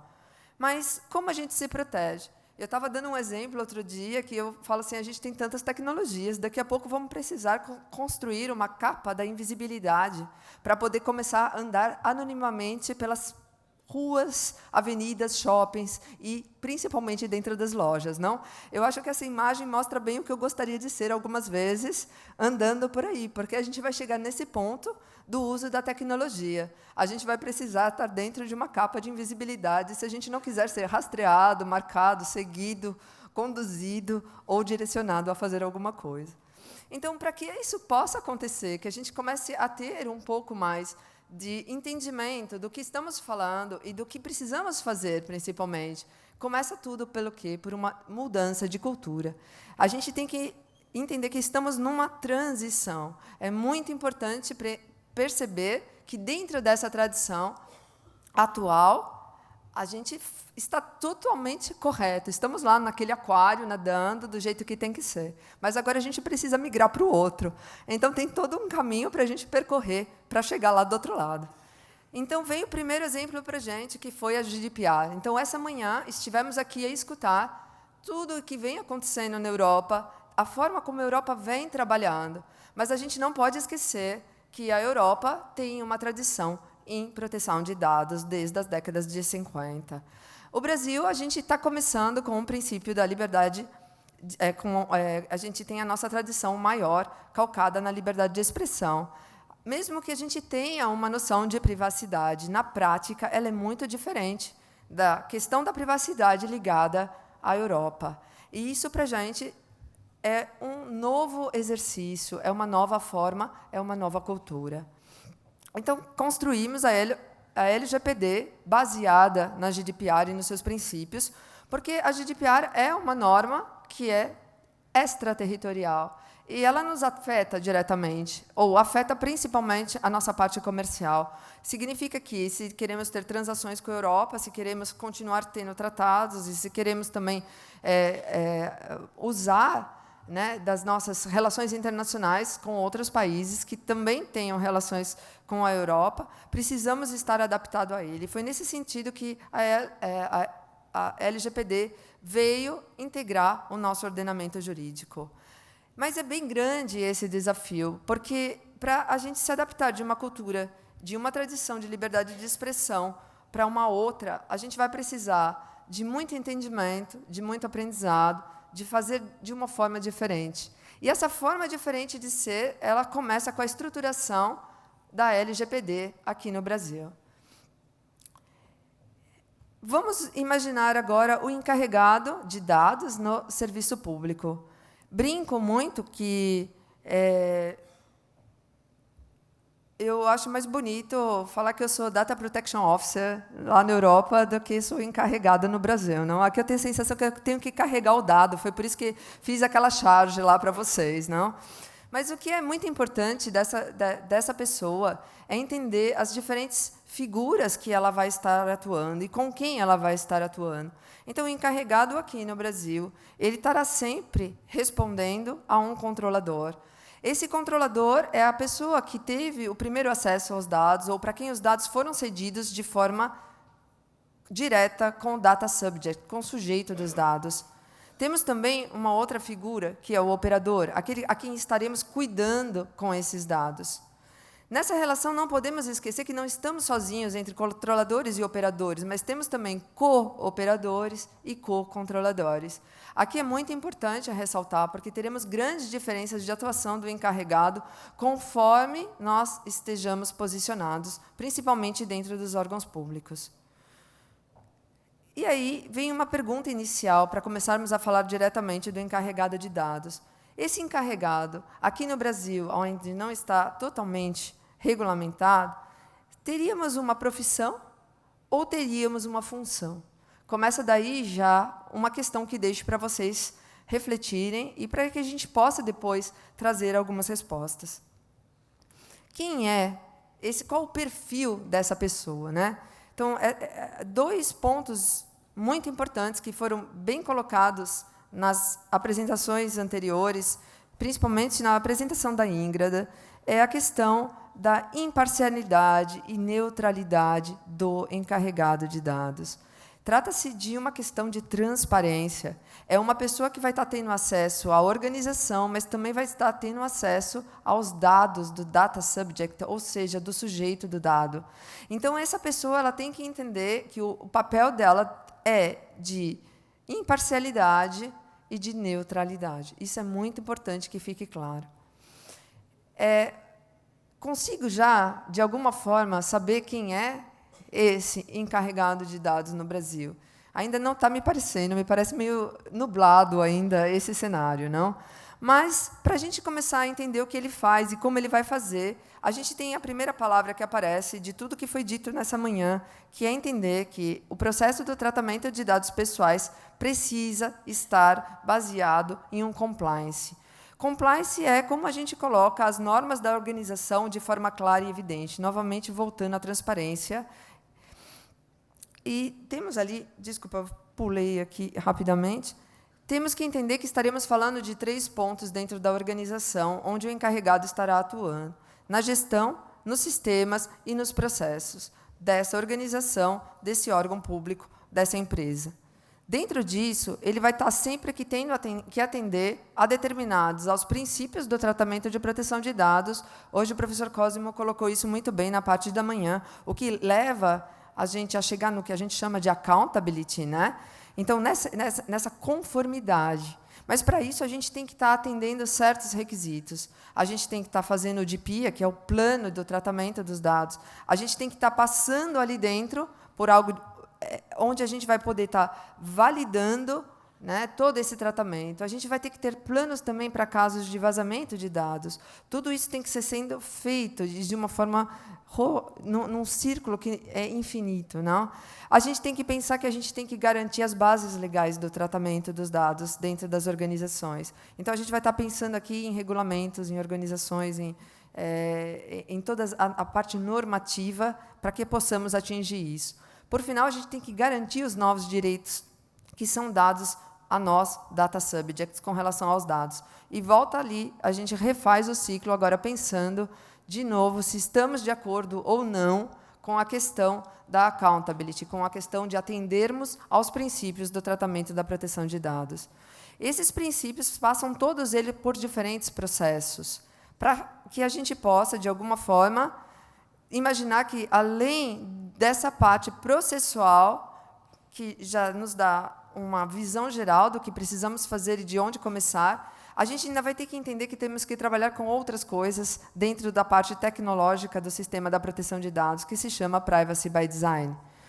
O Privacy by Design ele é regido também por diferentes princípios que temos que estar atendendo a partir de agora. Então, vamos imaginar aqui no Tribunal de Justiça, nós temos os sistemas, os portais de atendimento, não os portais com que trabalhamos, os sistemas, dentro de todo o tribunal. Vamos pegar o SAGE, por exemplo, que hoje responde ao Tribunal de Justiça. O SAGE ele vai ter que estar se adaptando a responder ao Privacy by Design e a responder aos princípios do Privacy by Design, que garante que estaremos trabalhando, olhando para a proteção dos dados pessoais. Todas essas adaptações que necessitam ser feitas, quais serão elas, e dentre elas, as principais mudanças que a gente tem que estar atendendo e estar respondendo? Então, o que é muito importante é a gente ver aqui que a gente precisa, a partir de agora, entender que temos novos direitos que teremos que ser aptos a responder. Muitos deles ainda não são. Eu, hoje, quando eu vejo a questão do acesso, da retificação ou cancelamento, portabilidade, eliminação de dados, vejo as empresas no Brasil ainda não entendendo direito que já precisavam estar trabalhando fortemente nisso. Porque a adaptação tecnológica exige tempo, e é por isso que a lei deu esse prazo para a gente, para podermos estar nos adaptando. Então, por que essa dificuldade? Porque a gente parece que está aguardando alguém fazer para a gente ainda não entendeu que somos nós mesmos que teremos que fazer. Né? Então, dentro das nossas relações, nós, como controladores de dados ou operadores, temos que passar a exigir dos nossos parceiros comerciais, dos nossos parceiros de sistemas, principalmente, que eles comecem a providenciar as medidas técnicas necessárias para que os sistemas continuem operando a partir do ano que vem de uma forma mais ágil. Claro que agora o tempo é pequeno, então a gente vai começar muita coisa, ainda não vai ter terminado, mas é necessário que esse primeiro passo seja dado. Outro ponto muito importante, a gente viu muito claramente aqui hoje de manhã também, dados pessoais se compartilham, não? Dados pessoais vazam. De face disso, é muito diferente quando a gente fala do analógico e fala do digital. Por que coloco isso? Porque também temos a questão do vazamento de dados. A nossa lei se aplica tanto para o vazamento de dados digitais como escritos, né? Analógicos, normais, assim, que a gente papel, não? Mas uma coisa é a gente falar de vazamento de dados na era digital, onde um dado vaza milhões de dados ao mesmo tempo. É mais difícil, por exemplo, aqui no tribunal, eu roubar alguns processos e causar um vazamento. Pode acontecer? Sim, pode. Já teve muito problema, né, doutor? Eu imagino, de pessoas roubando processos nos fóruns, enfim, e causando algum tipo de vazamento de dados. Mas temos vazamentos localizados, pequenos e certeiros. Já quando temos grandes vazamentos de dados, a forma de estancar isso, de recuperar a informação, é muito difícil.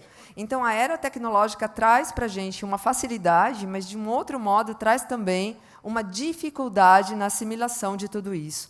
E aí que temos que estar muito atentos nas tecnologias que estamos utilizando, nos planos que estamos preparando, e de como as instituições vai passar a lidar com isso, sabendo que, a partir do ano que vem, quando a lei entra em vigor, e, claro, dependendo ainda da regulamentação da nossa agência, que está em formação, teremos o que como multas, né, que até o momento talvez não tenham sido previstas, mas que vão passar a incidir aí tanto para a esfera privada e talvez também para a esfera pública.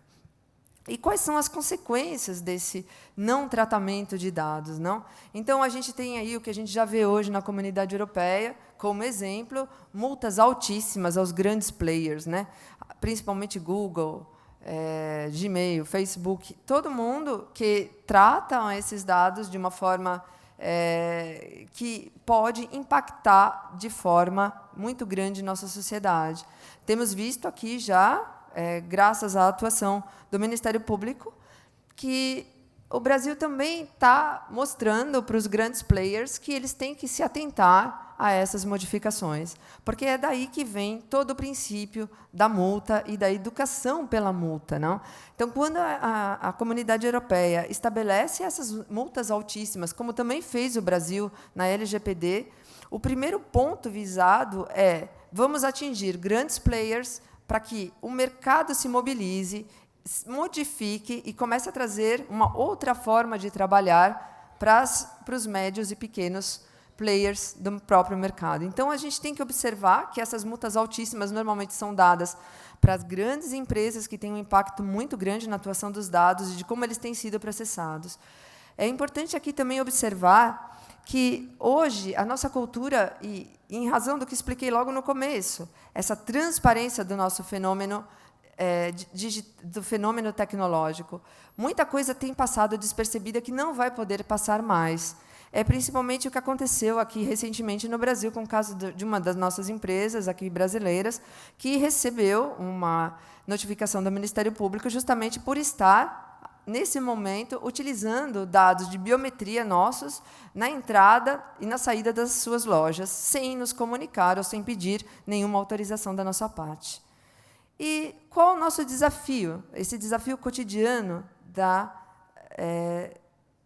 LGPD para o Brasil e para os órgãos públicos, tentando aqui fazer um fechamento para vocês. É um processo difícil, onde eu vejo que temos que imaginar começar, sim, com a figura do encarregado. E esse encarregado não vai começar, de qualquer forma, a trabalhar. Nós precisamos, como disseram as meninas da Lituânia para nós, o top management, não? A organização, ela precisa estar estruturada de cima para baixo, para que esse novo modo operandi se estabeleça no Brasil, se estabeleça dentro das nossas organizações. Foi exemplar aqui em Santa Catarina, temos a doutora Denise encabeçando aí a Comissão de Proteção de Dados, porque faz a mobilização ocorrer lá de cima, afetando as esferas para baixo. Por quê? Não adianta eu começar um processo de novo sistema, eu não tenho budget para aproveitar. Quem aprova isso é o high management. Quem aprova isso é a cúpula decisória das instituições. Então, eles precisam estar integrados totalmente no processo, e isso só vem de lá para cá. E, nesse processo, o encarregado vai fazer o quê? Ele vai tentar achar a melhor forma de transitar. Transitar entre o quê? Entre um primeiro ponto, por onde tudo começa, que é a formação. Precisamos, num primeiro momento, formar, explicar, mostrar como se passam esses fenômenos, como podemos agir na prática dentro de uma instituição com a questão da proteção de dados, aonde estaremos integrando a cada momento esse tratamento. Falo assim: Andréa, mas você pensa que um encarregado resolve o problema do Tribunal de Justiça? De forma alguma. Encarregados do Tribunal de Justiça terão que ser colocados em cada área do tribunal. Ele tem que se reportar a um encarregado que vai organizar toda essa operação, mas, com certeza, essa mentalidade, o desenvolvimento setorial é preponderante. Vocês viram que as meninas colocaram que elas têm formação legal, elas não têm formação de TI, por exemplo, muito forte, mas tem também, mas não muito forte. Quando eu estou diante de um banco de dados e de uma TI, eu tenho que responder a uma agência nacional, eu preciso ter esse entendimento. Então, se eu sou do legal e eu quero atuar nessa área, eu, de alguma forma, tenho que ter o suporte da minha própria área para me atender na questão dos dados e da parte técnica dos dados. O mesmo para a minha parte organizacional, o mesmo para a minha parte de processos. Então, é muito importante a gente entender que o processo maior que teremos que vivenciar é como estabelecer, dentro de cada departamento existente, uma cédula, um órgão, um gestor da proteção de dados, porque é dali que vai partir o controle dos pequenos, do micro para o macro, que é muito importante no desenvolvimento e na implantação de um processo de proteção de dados. Outros desafios que a gente tem também, como integrar isso aos processos já existentes, não? A partir de que momento a gente precisa olhar? Um problema do dado, e que a lei coloca para a gente, é que, no dia que a lei entra em vigor, todos os dados que estão em nossa possessão passam a ser dados em tratamento. Quando estou falando dados em tratamento no dia 16 de agosto de 2020, significa que o que tiver na minha base de dados, eu estou tratando. Mas, André, aquele processo lá já está há 100 anos lá dentro do meu banco de dados. Não, estou brincando com vocês, mas... aquele processo tem 20 anos, tem 30 anos. Ele vai ser considerado, segundo a lei, ou usando uma interpretação similar, fazendo o que a gente chama de direito comparado, olhando a lei europeia, aquilo que estava no banco de dados, naquela data, onde a GDPR passou a ser implementada, é considerado dados em tratamento e eu respondo por eles. Então, temos que pensar o que faremos com os ativos passados que temos, na quantidade de dados que estamos guardando, na quantidade de dados que estamos exigindo de tudo isso, não só pelo custo, mas também pela forma de gerenciamento e pelo risco que isso nos ocasiona em caso de vazamento, e até onde eu vou estender a participação do indivíduo nesse seu direito. Porque significa que, se o dado em tratamento é da minha responsabilidade, eu passo a ser o controlador dele na data do dia 20, e alguém que trabalhou no Tribunal de Justiça nesse dia entre com uma ação pedindo, eu gostaria de saber onde tramitou meus e-mails na instituição pelos últimos 10 anos, eu teria que poder fornecer isso no prazo de 15 dias. Não sei o que vocês pensam, mas é uma questão que vamos ter que responder. O encarregado terá que responder isso ao sujeito de dados com relação aos seus dados que vigoram na base.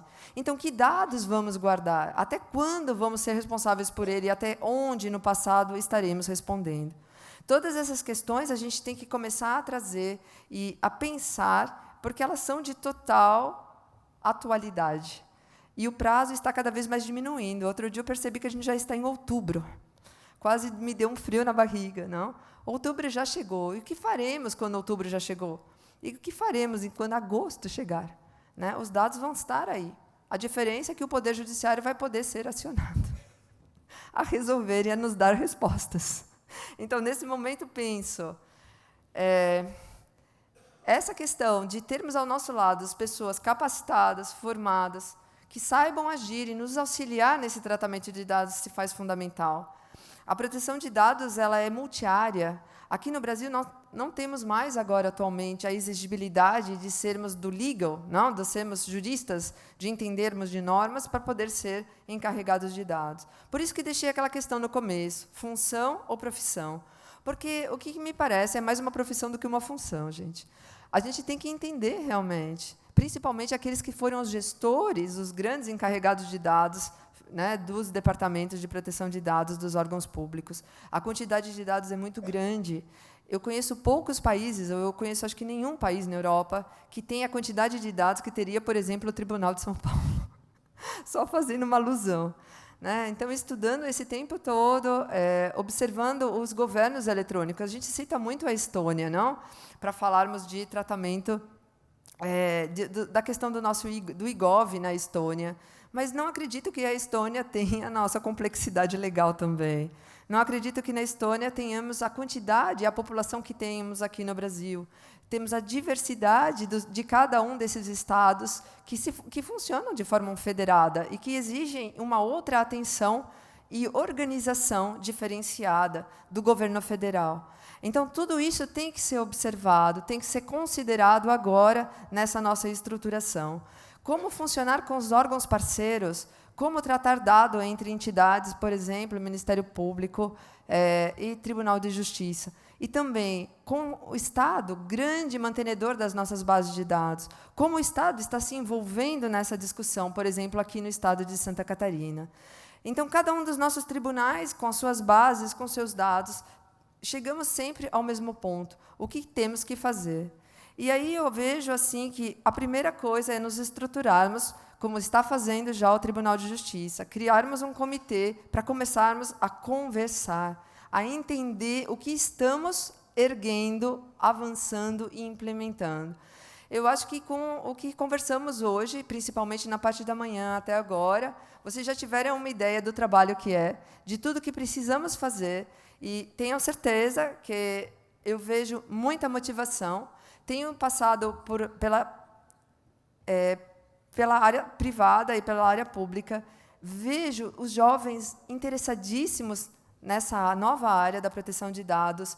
Tenho conversado vejo que teremos muita facilidade na mudança da cultura, desde que, ao lado dela, tenhamos a educação desses processos, para que a gente possa fazer corretamente algo que é tão precioso, que é o cuidado dos nossos dados pessoais, principalmente pelos órgãos públicos. Então, eu acho que era essa a mensagem que gostaria de deixar para vocês, para fazer o fechamento da nossa manhã. Espero ter contribuído.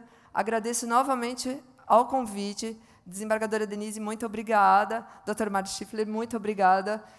A todos os palestrantes, I said for Maastricht University, thank you very much. Thank you very much for Dina. Thank you very much for Ingrada and Raimonda. Thank you very much for Cosimo and Joyce and for all this knowledge that you had for us this morning. I'm very happy, I'm very glad to be here with you and hope you are coming soon for us.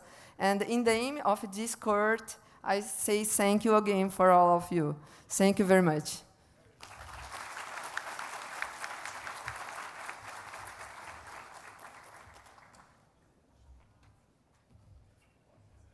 Nosso agradecimento à doutora Andréia, também ao conselheiro Márcio Schiffler, ao desembargador Rubens Dil. E nós faremos um intervalo para o almoço e retornaremos às 14h30, por favor. E pedimos a gentileza de devolverem os fones agora, né? Às 14h30, né? 14h30.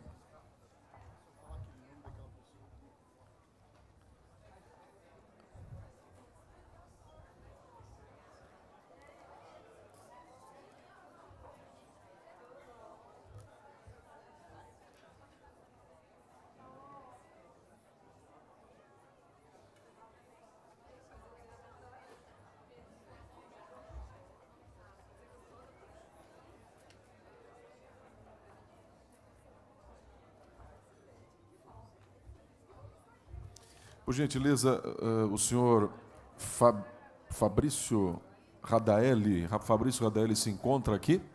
Fabrício Radaelli. Nós temos um cartão aqui da Uruca.